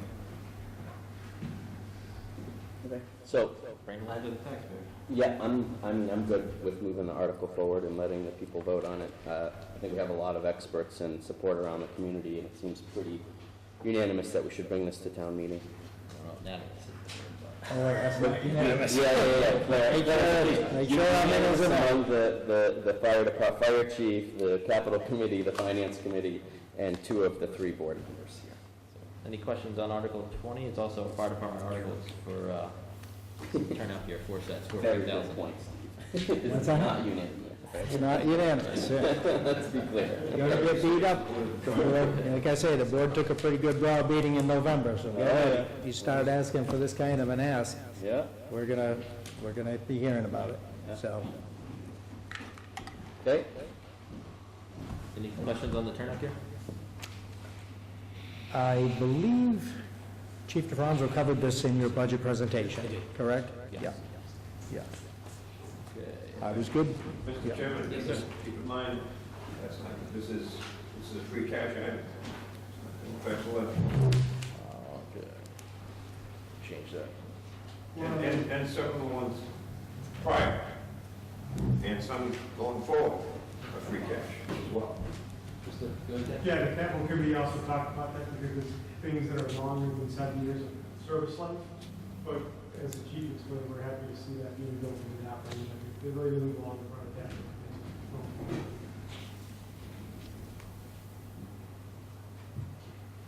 Okay, Article 21 is for $10,000 for a codification system. Can you explain that for us? Yeah, I'll use Derek's help. So I gave you a copy of this earlier. I know Derek emailed this out to you.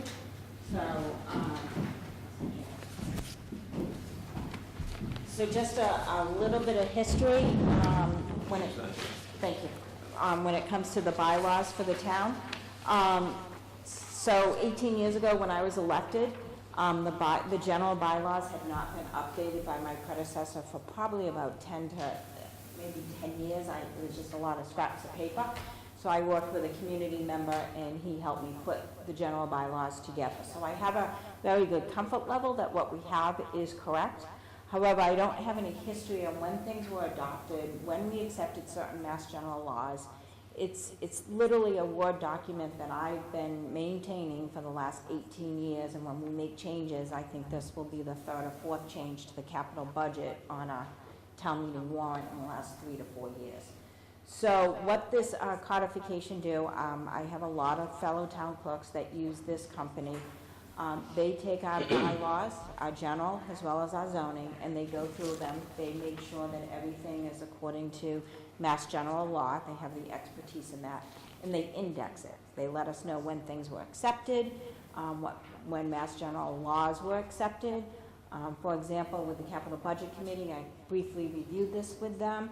I can't tell you how many times Derek or the treasurer collector comes to me and wants to know if we accepted a certain Mass General law, section something, because it determines how we operate as town government. And it's very nice to know that what I have on file, either in a Word document or an Excel file, because all the Mass General laws that we accepted when I came on board 18 years ago was handed to me on a yellow piece of paper. So I did type it into an Excel spreadsheet. So I got a quote from this company called General Code. They would take it and work the next year to codify all our general and zoning bylaws and make them searchable. So if anybody wants to know what our policy is on signing contracts or so on and so forth, I can give you lots of examples. It would be searchable. And this will be searchable by the citizens of the town. Exactly, as well as by us. So. I was going to say, that was a really important point. I'm glad you caught it, because this is also making all of this information readily available to the taxpayers.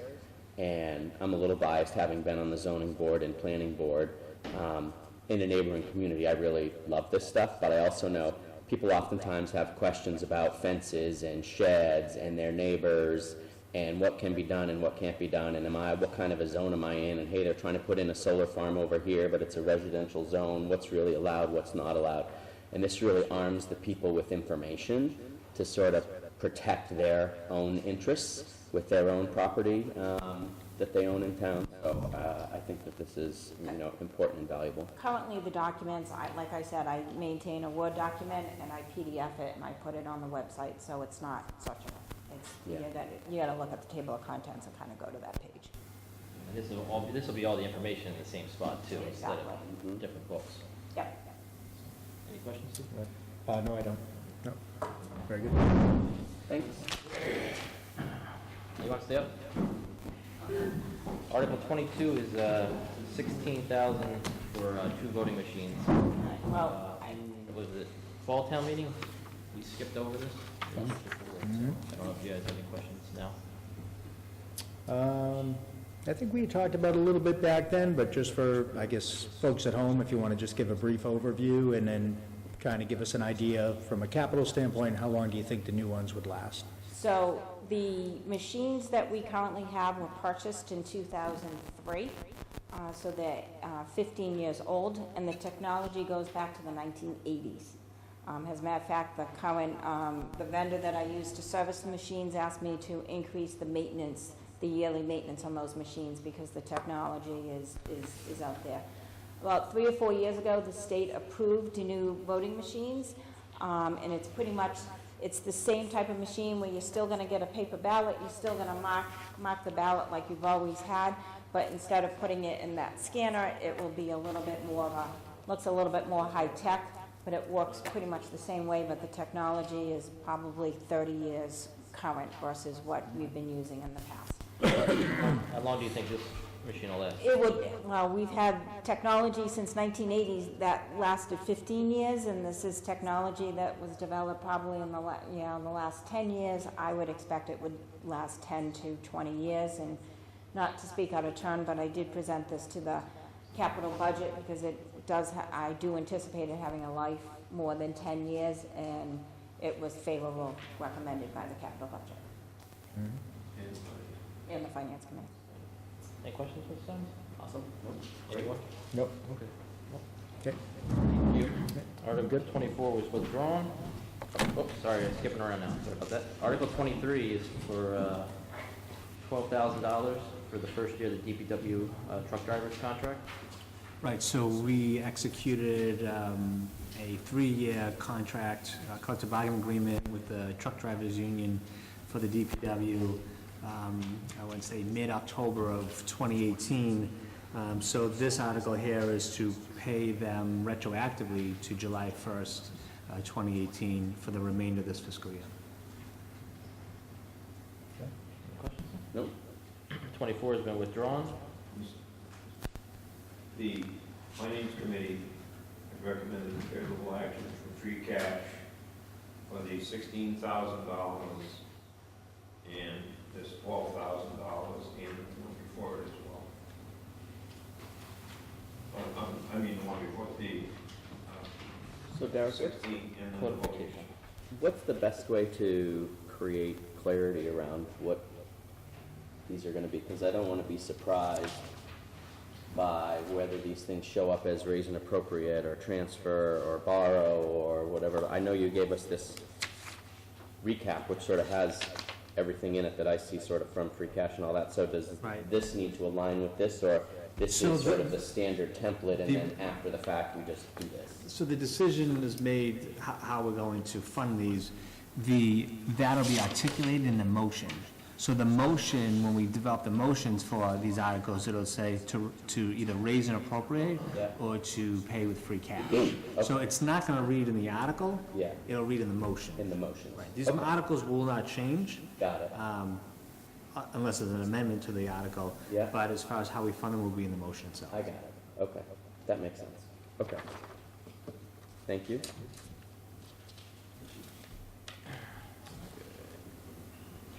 Article 25. Let's see. This is for the DPW for $16,592 for the purchase of 2 new lawnmowers for the parks and cemetery. Any questions, Mr. Westgate?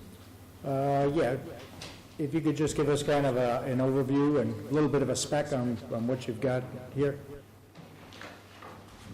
So purchased one. I think it's one mower, that's the part. I was thinking it'd be 2 at that price. So, this is for the Parks and Cemetery Division. They currently have 2 of these type of mowers. These are commercial mowers. These are not typical lawnmowers like you would find in a big box store like at Home Depot or Lowe's. These are commercial cutting machines. 37 horsepower engine, a 5-foot mower deck. They're designed to cut at high speeds and with precision, including bagging in all types of weather. It's one of the reasons why the Public Works Department can cut all the acreage that it does for the athletic fields and keep those fields looking like they do, and all the organizations happy with such little manpower. It's because of these machines. This machine is spec'd to replace exactly what we have now. It's a 2005 machine I'm looking to replace.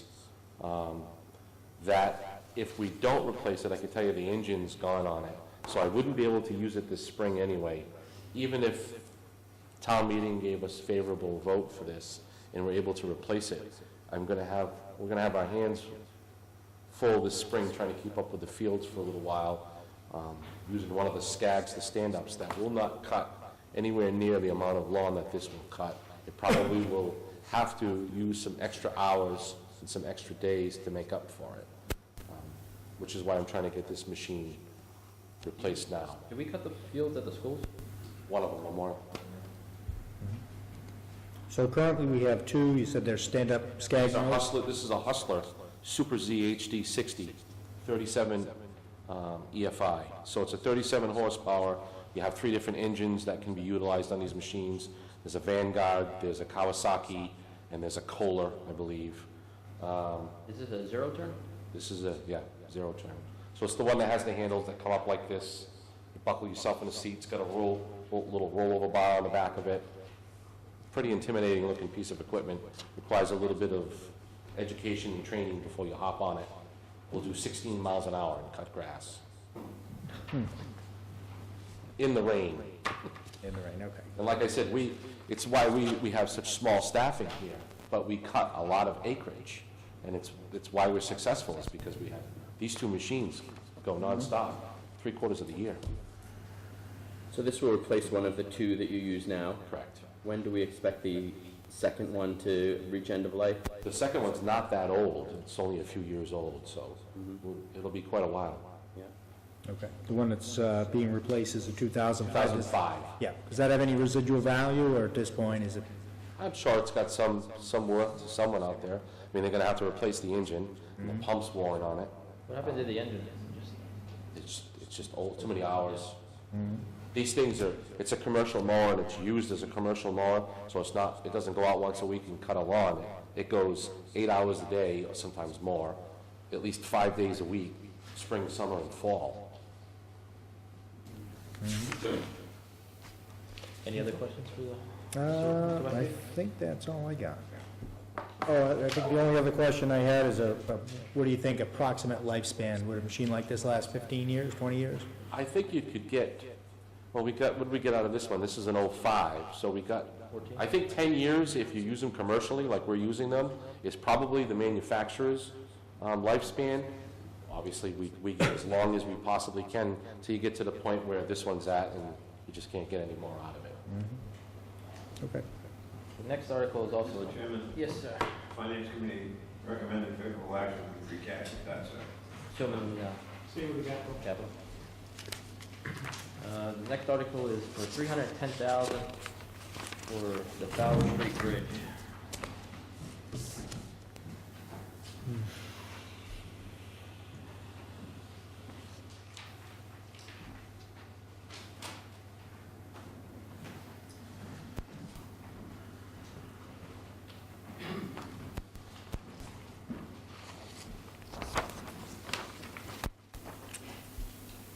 So Faro Street Bridge is not new to this board. It was voted on a couple of years ago. For replacement. And the town applied for, through the small bridge replacement program for bridges with a span between 10 and 20 feet, the town applied for a grant. It's a 5-year program that was offered by the governor, and the maximum that a town could receive was $500,000. Upton was awarded that grant, $500,000. And there was an article put on the town floor for $600,000 to do the bridge. But I was not here during that time when the bridge estimates and considerations were put together and the design was in its infancy. I wasn't here. And I haven't been able to explain the difference between the article amount and what you have before you right now, except that there are some things I can explain. When the bridge was originally considered and Beta was hired to do an analysis of the bridge, I know Chapter 91 was not considered to be in the program. It was thought at that time that the bridge was so small that it wouldn't require a Chapter 91 license.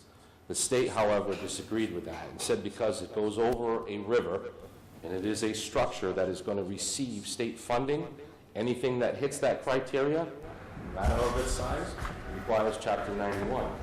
That is a much more elaborate process that includes the DEP, NEPA to get involved. Of course, we had the Army Corps involved.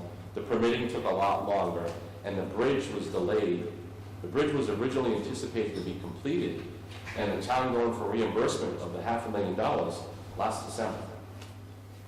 And the agreement between the town and the state expired on the 31st of December. And I had to actually write another agreement with the state to get them to hold the $500,000 for the town, which is done and complete. And they gave us another, I believe it's 3 years. So some of it is the construction period seems to have been prolonged considerably, and there has been a significant cost escalation in doing this type of work in construction. That I have seen, although we seem to have leveled off this construction season. The last construction season, it really went up. Chapter 91 definitely threw a monkey wrench in the gears and caused a lot more inflation of funding to both the engineer and the permitting process. So between all of this, you have a breakdown of the construction estimate itself of $640,000. Keep in mind, the original article was just $600,000. This is just construction alone. The water supply is $121,400. You have a police allowance of $10,000 and contingency of $76,100. The original agreement for the permitting, designing, and bidding was $158,885, and then we had to augment that with $24,600, an additional cost for the Chapter 91 license. Brings the project total to $1,030,985.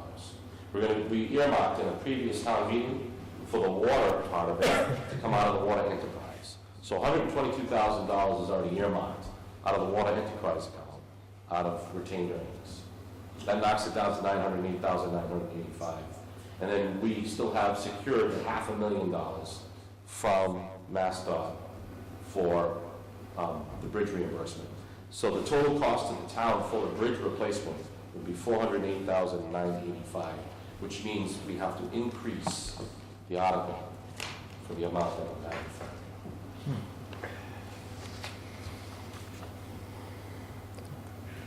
Go ahead, sir. I guess the only thing I'm looking at, when I look at these numbers, is I'm thinking back to the bridge that we ended up doing, the joint project with Milford, Paul, I'm sure you remember that one. And that project, I thought, was $580,000, so I can't, it's just amazing that this project is this expensive. Was that our half of it? No, our half was, not counting the engineering side, our half was $280,000. Not familiar with, it was I done think the before 10 total, years. yeah, I think the total project was 560. Yeah, you're right, it was a few years back, I just, I mean, all of the numbers, it's just, very expensive for that bridge. That, It is considerably wider. The new one is, you're looking at a 17-foot bridge, the new bridge will accommodate a 22-foot wide road, which meets Ashton regulations. So the bridge is 23, 24 feet wide. I think this bridge has more work being done to it, too. I don't think they've replaced all the... There's considerable wing walls for maintaining the culvert, the way, the box culvert the way it is, which would require a lot more grading and some easements from neighbors. I don't know how in-depth the Fisk Mill got, but I can tell you that it's a small bridge, but it's a considerable project. It really is. And I have done bridges in the past. now, the Fisk Mill Bridge, they just closed the road down. They diverted the traffic, so I don't think there was any police detail there. Would this road be closed? And if it's closed, I see the police detail money of $10,000 in there? Right. And it's always hopeful that we can, when we look at our contingency, it's always hopeful we don't need it. When we look at the police detail, we're always hopeful we won't need all that money. But depending on the contractor that we get after we bid it, and how he plans to take approach to complete this project, has a lot to say in how much of that we're going to need. So when the engineers put it together, they look at it as you're going to have construction for an entire construction season. At times, the road will be maintained open. And then other times, even when the road's closed, it's a very, you're familiar with the area, it's a very small little intersection. There's going to be some large apparatus, including cranes, coming down there to set these preformed three-wing, it's a three-sided culvert. And you're going to, just not just Fowler Street itself, but Mechanic Street, it's going to have some issues with traffic. And you got the corner right there, I can see you're going to need police details out there quite a bit while work's being done, and trucks are coming in and out of there to keep that intersection safe, even if the road gets closed during some of the process. Yeah, I would think it would have to be closed, right, once they tear up that asphalt. I don't imagine anybody's going to be able to pass over. Steve, the Fisk Mill Road one, Milford was the lead on that. We just got in line when they told us to. Right. We paid for half, they paid for half. And the project was not started until the day after school ended in Milford, because the Milford school buses come down from White Room Road, East Street, and then turn around and go down Fisk Mill Road. It had to be done before school opened, so and there was no police involved in that. Right. Because you could come down Pond Street and go the other way. Yeah, that's why I question it, I use that road quite often, so when I go through there, I notice it was closed, I could keep an eye on the project. Because the project had to be done while, couldn't start till school closed, and it had to be done when school opened. First time I heard that. Questions? Yeah, so this all seems reasonable to you from your expert perspective. I don't want to sound like a broken record, but I don't know anything about building bridges. At least not literal bridges. The last one I did of this size was in Webster, and we did the Bigelow Road Bridge. And I recall that that was around this size, although we had more dewatering, which we had to take care of while we were doing it. And that was over $500,000 back in 2005, we did that? Yeah. 2006. Yeah. So these prices don't seem out of shape to me. Okay. Plus, there's an added benefit, you're extending the water main and fixing some issues with some services to the people's houses, so. But we're paying for that. I mean, there's 3 spaghetti lines that go underneath that brook right now that feed those homes. And there's no way to account for that water. There's no way for me to tell you that I don't have a leak or that our system's not being compromised. And if one of those lines were leaking and we had a reverse draw on our system, it would pull that brook into our entire distribution system, and we'd have to we'd have a boil on it immediately. We'd have to shut a lot of stuff down and notify the DEP. So while, we do something this large and replace a bridge, it's for a long time. Right. So once we get this bridge replaced, the last thing we want to do is talk about putting a water main across it years down the road. While it's going to be open and all the work's there, it only makes sense to address that problem of those 3 spaghetti lines. Take an 8-inch main across the bridge and put it to a hydrant. It takes care of that problem, and future development now can tie into it. Right. And we're taking the money out of retained earnings in the enterprise. So it's not having an effect on the tax rate. It's not having an effect, that $122,000 doesn't affect the taxpayer, doesn't affect the water user either. It's coming out of retained earnings. I know you sent myself and an interested citizen a very detailed explanation of what's going on with the Fowler Street Bridge and the fundamental question of why do we need to replace it. So why do we need to replace it in the first place? I think that's a very good question. It was probably years ago that was a decision that was made. So do you mind just quickly sort of giving people an overview of why we're replacing the bridge in the first place? So yes, I sent the town manager an explanation on, right up until, going back to when this was originally discussed, and it was discussed out of a necessity. At that time, the town had to apply for the grant, and to apply for that grant, you had to meet strict criteria. You had to have a bridge that fell underneath your authorization. It had to qualify for state funding by way of deterioration to the point where, in this particular instance, that bridge already has a weight rating done on it. It falls underneath the MassDOT annual bridge team goes out there and does some inspections. So our last inspection was January of 2019, and it failed on most of its structural, its beam, its guardrail, where I wish I had brought the pictures for you, because pictures are worth 1,000 words, they really are. But you could see in detail that if the town decided to do nothing with this bridge, it would not be long down the road before MassDOT tells you, put the Jersey barriers up, you can't go across the bridge anymore. Without a doubt. The bridge is going to come to that point. I don't think it's that far away. I think the big concern at the time was how narrow the bridge was, so we are picking up quite a bit of width there. And I see most of their report listed deficiencies as severe and requiring attention ASAP and prioritized. So when you start seeing things like that show up, and there's red flags all over their reports, I think they are expecting us to, I'm sure they're aware that we have been awarded the grant and that we're taking action to replace that bridge. I'm sure. You said MassDOT came out, did they do all the bridges in town or just that one bridge? They do all the bridges that fall underneath their authority for weight restrictions. And they did them all in January in town? No, they do them at different times during the year.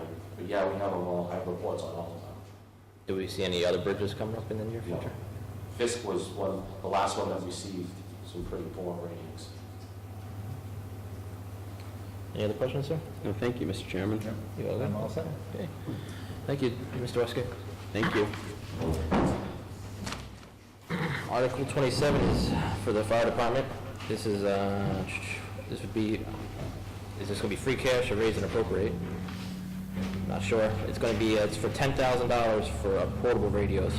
And this, we'll only have to spend this as if they get the grant, if I'm correct. You're part of a grant, or did you receive the grant? No, they have not received anything. The purpose of the article was to start a replacement program for the portable and mobile radio equipment that we have now. I was able to write a regional grant with Town Mendon, because we were both in the same predicament of having equipment that is no longer manufactured, no longer serviceable, and we're not going to go get parts. So, together with Mendon, I wrote a grant article for just our half of that particular grant request was for over $258,000. That would replace every mobile radio and put portable radios to the AFG standard, which is one for every seated firefighter position on apparatus. That replaces everything. Obviously, that's way too much money for us to tackle. So the thought was, if I'm successful with the article, with the grant request, just the portable radio request from the grant was just over $197,000. 5% of that is around $9,800. So if I am successful with the grant, then this $10,000 could go towards that. I'd have to offset the mobiles. If we're successful, the mobiles I'd have to come up with out of the budget, which would be another $3,000 ballpark in our 5% share. Because the mobiles out of that grant for us was just over $61,000. So the 61,000 plus the 197,540 brings you to the... $258,36. Okay. Correct. That was the total grant request for Upton.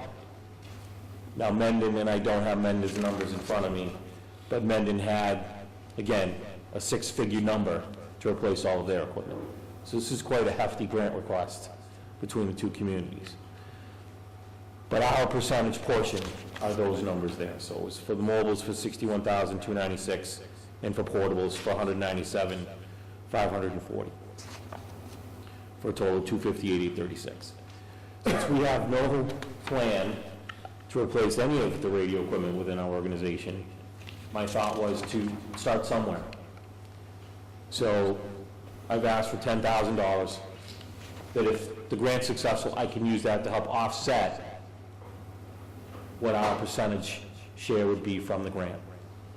If we're not successful with the grant, I would still take the $10,000 and invest it into starting to replace the radio equipment within the organization. We have no plan to replace any radio equipment. And that's one of the key pieces of safety equipment that a firefighter carries, besides the SCBA on his back and the turnout gear that he wears. I want to be able to make sure that if our firefighters have a problem, they can tell somebody. So I can't say for sure how long the current equipment we have will last. And what's your gut feeling or past practice tell you as far as the grant request? Do you feel like that's a 75% chance of that happening, or To be honest, a rough guess? I wouldn't even hazard a guess. I've been writing grants for the AFG for over 10 or 12 years. And I've been successful 30-40% of the time. Some grant requests I put in, I thought were, this is easy. I have all the documentation, I have all the data to support the argument, I've written good narratives, and we get denied. So it is what it is when you go for these types of grants.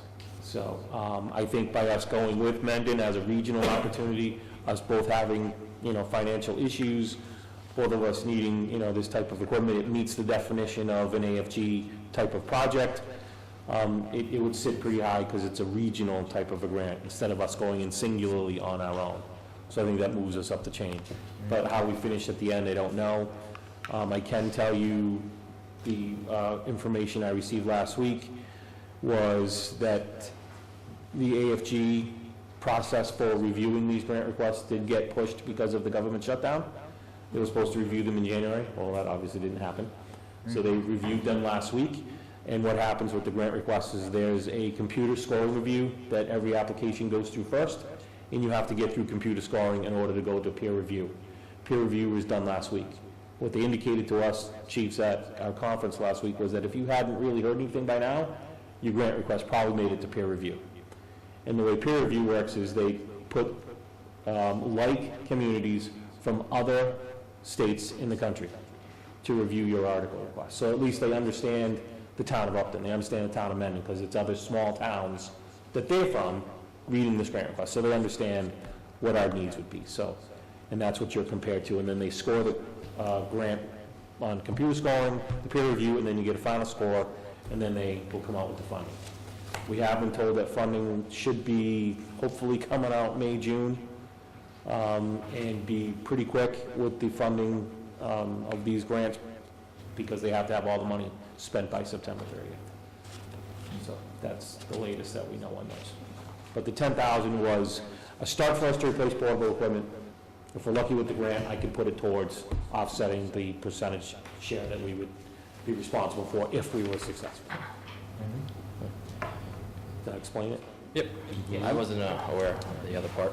I thought this was just for the grant. Okay, So. no, that's the actual reason for the request. Now, do you replace your mobile radios every time you buy a new truck? I can't speak because I don't know. 'Cause I My want- suspicion is no, given the age. So all these used trucks we bought old radios in them, or did we buy new radios? From overseas back He just kept reusing them, yes. And now, does this, any of your grant go towards the repeater system or any of that? No, the grant does not pay for any of the infrastructure for base radios, antenna sites, any of those types of things, no. How does that look like? Is that getting towards the end of its life expectancy? or- To be honest, I haven't had a chance to really look into that.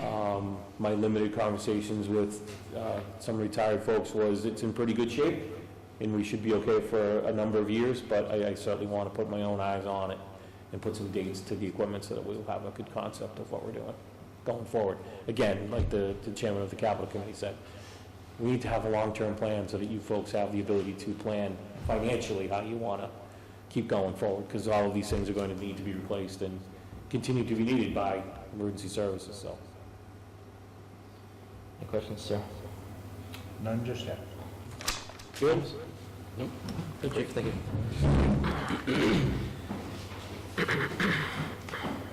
So, Article 28 was withdrawn. Article 29 is for $10,000. It's for the Technology Committee. Would you like to speak on that? For, it's the IT server, it's just for software, right there? Tech, 28? Article 29? 29.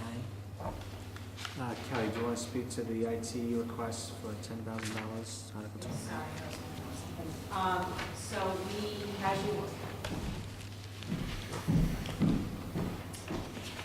as you are aware, we have a new IT vendor, and they identified that we have, and the chairperson of technologies here too, so Marsha can also assist me.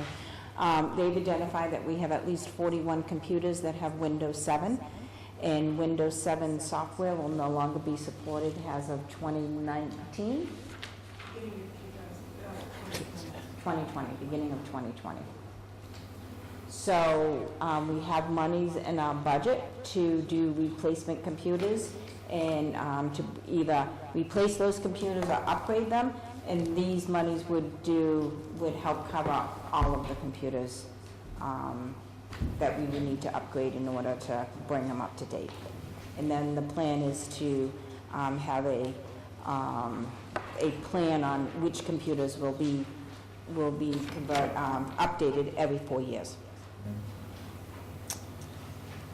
Any questions?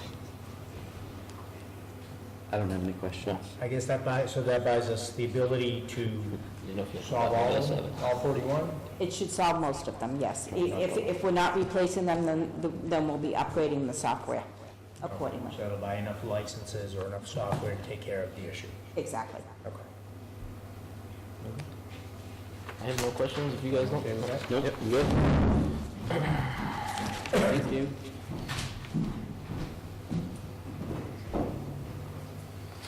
The next one is 30 was withdrawn, 31 is a $5,000, let's see, is that raise and appropriate? Would actually be from free cash to work with an architect for a municipal community center feasibility committee.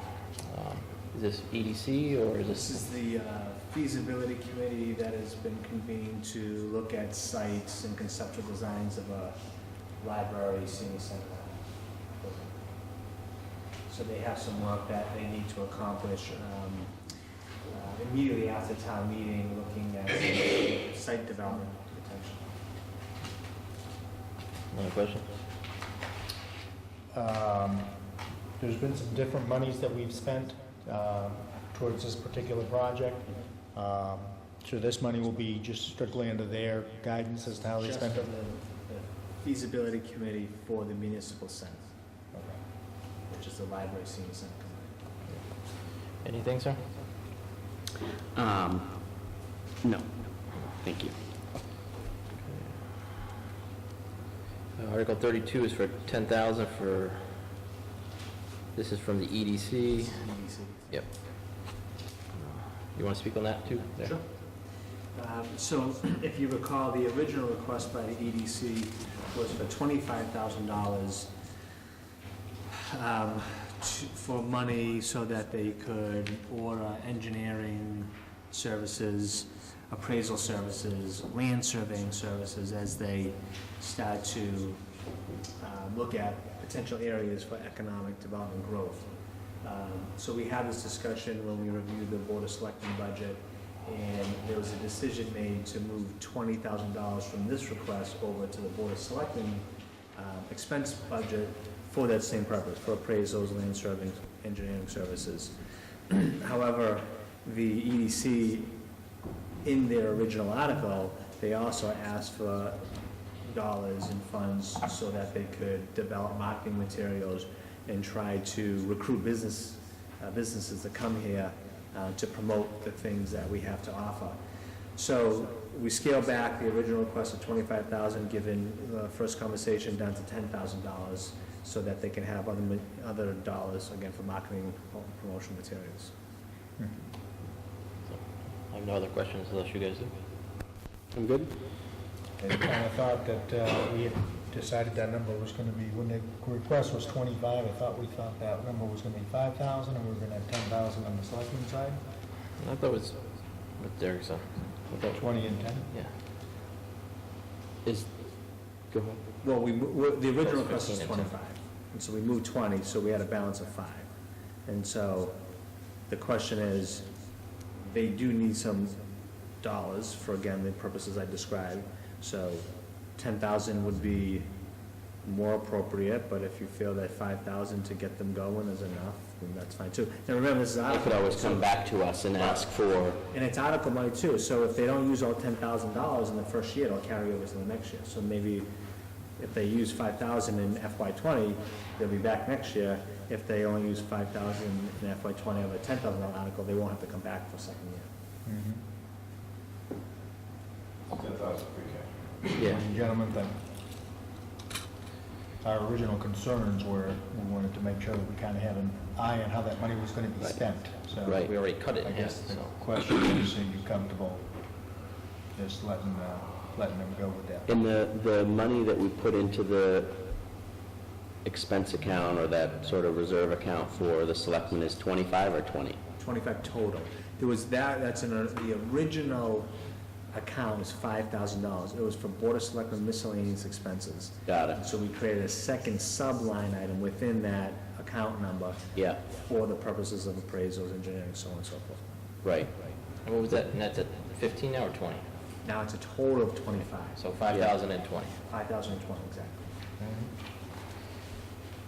Yeah, I could go either way on this one, because I think did they come back and ask for the 10 when we told them that we were talked cutting it to 5? or- I briefed them at a follow-up EDC meeting Okay, and told them what had transpired in the conversation. okay, and they said, hey, can we try to make it for 10 instead of the 25? Okay, yeah, okay. See, and then just clarifying something, as we look backwards in the program, we discussed the discharge article. Right. If we did have that 20,000 in our particular budget, there's a situation we could have used it to have that survey done, and have that particular point. deed, Yep, that would have already been done, Yeah. instead of going to a town meeting. Yeah. So that would have been just kind of I know it's a substantial amount of money, but a housekeeping item. Where Housekeeping, we yeah. accepted the property, but, we do still need to do the deed work and the That's recording right. of the deed and the survey, so Yeah. we could have done that under regular business. yeah, So that's, again, one of the reasons I kind of liked, yeah, it's a good and example. it keeps us in the loop and us in the know, but it's up to you, gentlemen, I don't want to always be the heavy, I guess. Chairman, Finance Committee went along with $10,000 for cash Yeah. for that. And so this is coming out of free cash, so this isn't, Yes. okay. As most of these articles are, but just to clarify.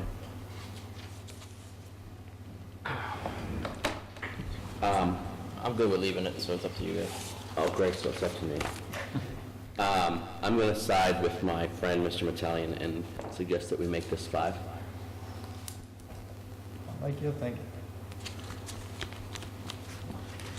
Well, it was what we talked about. I know they want more, but it's like, we'll give them $5,000 if they come to us and tell us what it is. So it's not like we're taking money away from the Economic Development Committee or devaluing in any way the work that they're doing. It is really important, but I think it gives us the flexibility to appropriate that money for other things, like you had said, when we're trying to do a deed, with deed work or those types of things. So it just gives us more flexibility.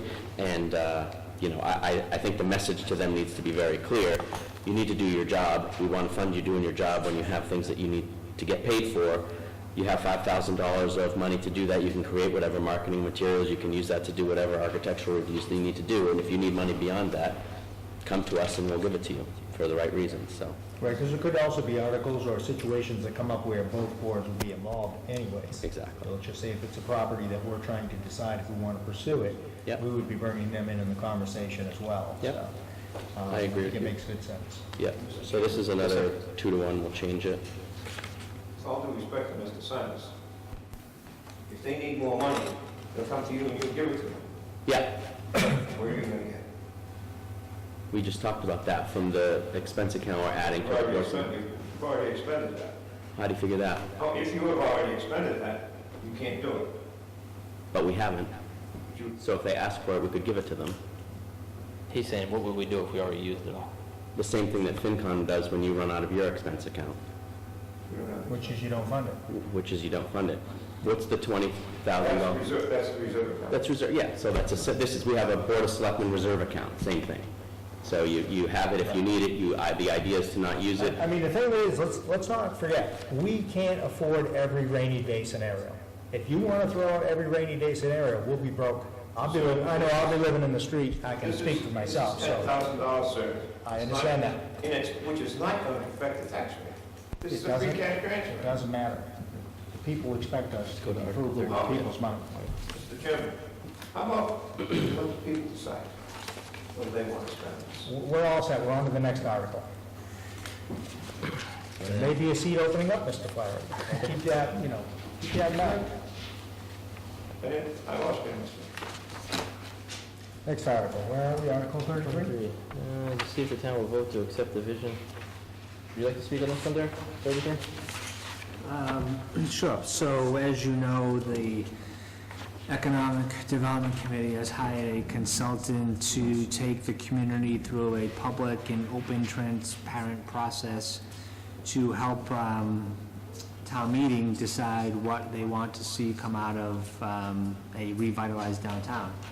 And so they've held multiple meetings. They're going to hold a big public forum on March 23rd for 5 hours to go through a bunch of charrettes to decide what those services and what the infrastructure will look like. And so at the end of all that, they would like to bring one option to town meeting, and they are requesting that town meeting hopefully adopt that vision so that the EDC and the Board of Selectmen and others can move forward and try to implement that vision. Okay. You guys have any questions on that one?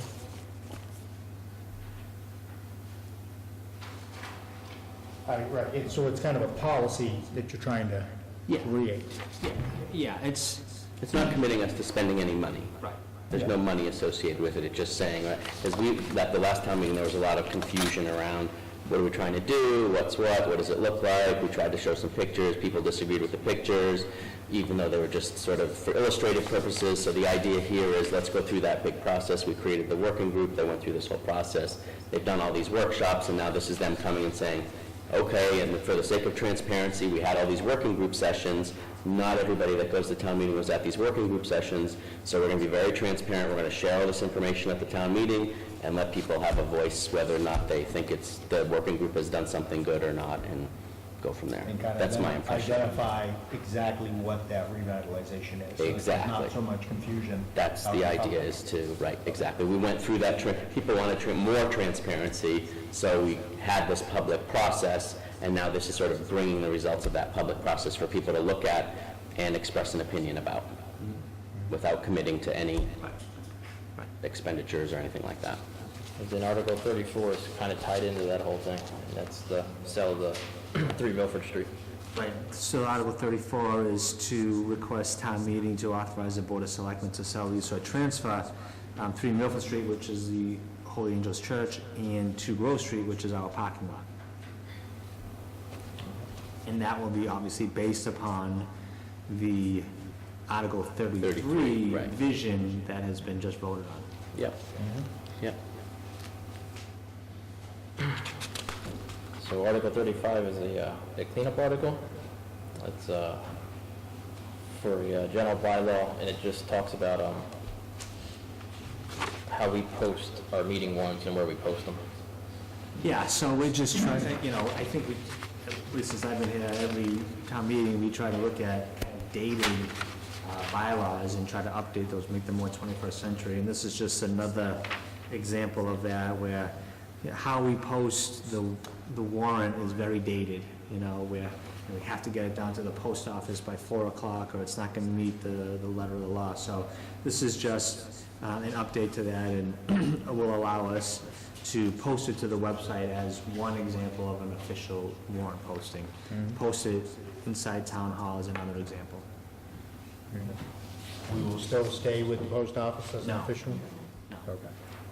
Not as an official. We can still put it there, but it won't, we're more than happy to always put it there, but it doesn't, we don't have to put it there to meet the official posting as laid out in the bylaw. I think it would just be important to keep that particular protocol in place and try to make sure that we always post it at the post office. I understand if we missed it by a day or something like that, it certainly wouldn't hold up the official process, but I think it'd be nice if we could at least try to keep that protocol in Yeah, place. I mean, we don't have a problem, we just, if you can remember, trying to execute the warrant, I remember. standing as a constable, Sandy running down remembers. the street, trying to get it posted in time at the post office, Yeah. just cumbersome. Now we can post it at the post office the next day. It's And you not don't, that and you don't need hard. a constable to post it. And you don't need a constable to post it, yeah. Any one of us Yeah. can go down there, put in there, hang out. Do you really think that many people read this at the post office? No one has ever asked for a pen post office. It's funny, I was just looking at it the other day. Yeah. They asked me why. And believe it or not, there are people that do that, so there's no reason we shouldn't do it. It's easy enough to do. We can do it. Yep. But to that point, it's how old was that warrant?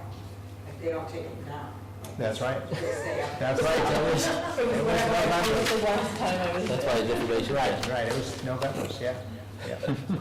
So, Keeps me sharp on my articles. and Articles 36, 37, and 38 are all citizens petitions.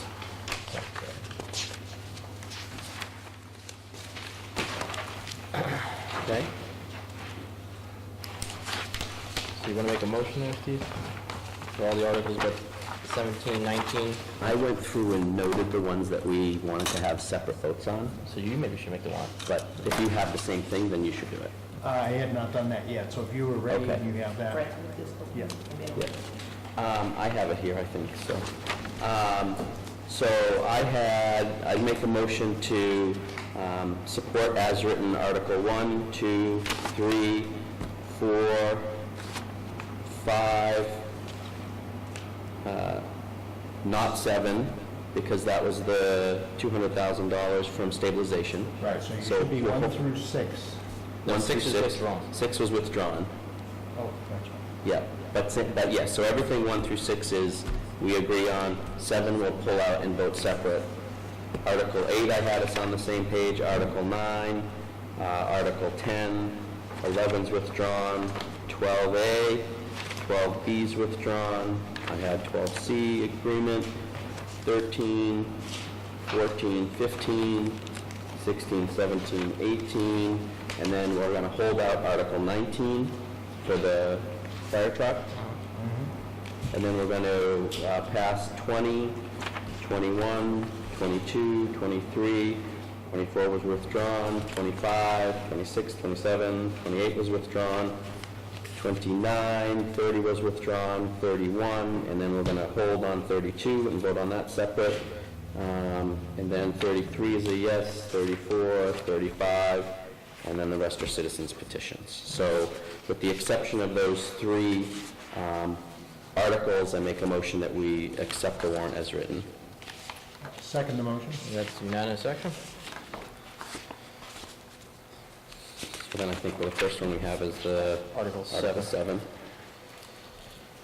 So with Article 7, I will make a motion to support the article with changing the $900,000 to $200,000 to be moved into the stabilization fund. And I'll second that. I am a no. So that's a majority action. Number 19. Is it 19? Yeah, okay. And then on Article 19, I make a motion to accept the article as written for the purchase of the pumper, or the rescue pumper truck.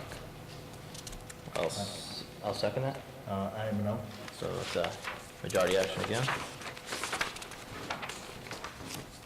And on Article 32, I make a motion that we amend the amount down from $10,000 to $5,000.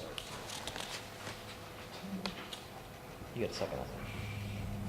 Second motion? And that's a majority action.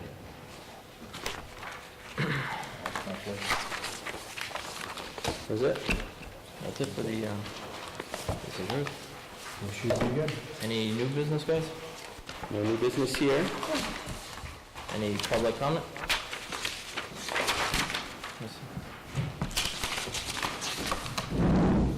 Do you have any new business you want to make? No, I was going to go in public comment. Hi, I'm Shelley Antonelli, 148 South Street. I would just like to request that when communications have been made to the board, that the board could reply. There have been at least 3 instances where I sent emails and contacted the board and have not received replies, so. I saw a reply. I know Mr. Simus replied to all of them. There are several issues. So I have never received any response to the issues regarding the Recreation Committee that you said you would get answers for me to. So that's one issue. I know it was long ago, but... Yeah, well, resend it to me for sure. I'll figure it out. And actually, I'd asked to be added to tonight's agenda, and I didn't receive any reply on that. And then third, another instance... I didn't see that email. It was part of the same emails. What was it? So it said, So- to facilitate this issue, please consider this a formal request to be added to the agenda, and I received no response to that. Next time, just make sure you, if you email Derek, he'll tell, they kind of draft the warrant, or not the warrant, but the agenda, and then we approve it. So, And then the third instance was the volunteer application to be part of the Board of Trustees. I know that the Library Board of Trustees, I know that the Library Board had opted to take no action, and it was deferred or defaulted to the Board of Selectmen. I spoke to Kelly and said I understood the situation, but I didn't, it just disappeared. So, just requesting. I know that transparency is something that all 3 of you are focusing on, and I appreciate that. And these are small matters, but they're important. Many times if I see an email question and I see another member has addressed it or answered it, a lot of times I don't chime in. So I guess looking forward, if somebody else had mentioned that as well, they didn't know if we see the emails. So I think moving forward, at the very least, I probably should at least say, you know, I've read this or I see this. So that you at least know people are seeing the email and reading the email. So, yeah, it's something that, like I said, I just assumed where the dialogue was going back and forth. I did not respond. Yes. So moving forward, like I said, I'll have to at least put in there that I see this and I read this. Yeah, I mean, from my perspective, I'd say a couple of things. First, it should be every citizen's expectation that when you communicate with any town official in any context, that you get a response, and that you get a timely response. So I would say that in this regard and every other regard that exists, we're here to serve the people and answer the people's questions and address their concerns. So that's something I feel very strongly about, and that's part of why when you sent all those messages, I've tried to reply to them and forward them. So I hope you know at least my intent is to always answer questions and give feedback. But I also think that Yeah, well, sometimes, the paper trail is important. Paper trail is certainly part of the town Absolutely. record and. Absolutely. No, I couldn't agree more. And if you feel like there's anything that hasn't been responded to, that's on us to figure out. So we'll definitely figure that out. Please resend me the information about RecCom, and I think I forwarded it to RecCom to address and answer, but if not, we'll certainly do that. You should get responses to whatever the questions are. So please just resend that, because I'm sure I could find it, but it probably is easier for you to resend it. And if there's anything else that comes up, I think you have my cell phone number? I don't think I have your cell, but I don't need it. I think Well, it's 617-275-5916. I've done it before, I'll do it again. I know everybody thinks I'm crazy, I'm not afraid. It's 617-275-9916. That's a pizza shop. You should feel free to, yeah, exactly. Honestly, feel free to call me. Feel free to call me or text me. I know we want sort of an official record of some of these things, but if you point me to an email and say, hey, I sent you this email, it hasn't gotten a response, a text might prompt me, a call might prompt me to make sure that we haven't missed anything, so please do that. Thank you. Lynn?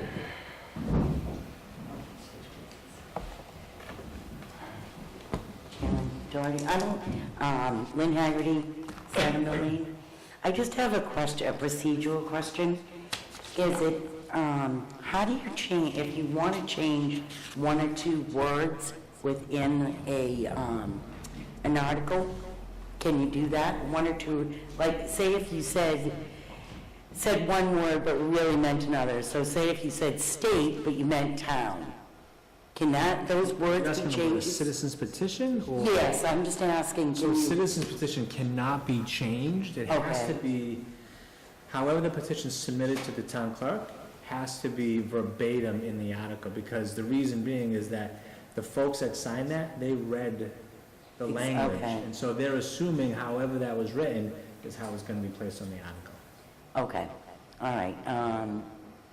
Okay, just wanted to ask to be sure, but thank you very much. Any other public comment? You other?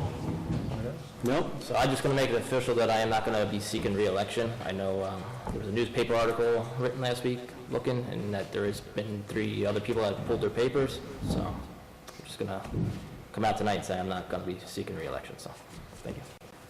Well, can we thank you for Lynn Haggerty, Saturday, can we thank you for your service Thank you. to the town? Appreciate it. Still got a couple meetings left, so thank you.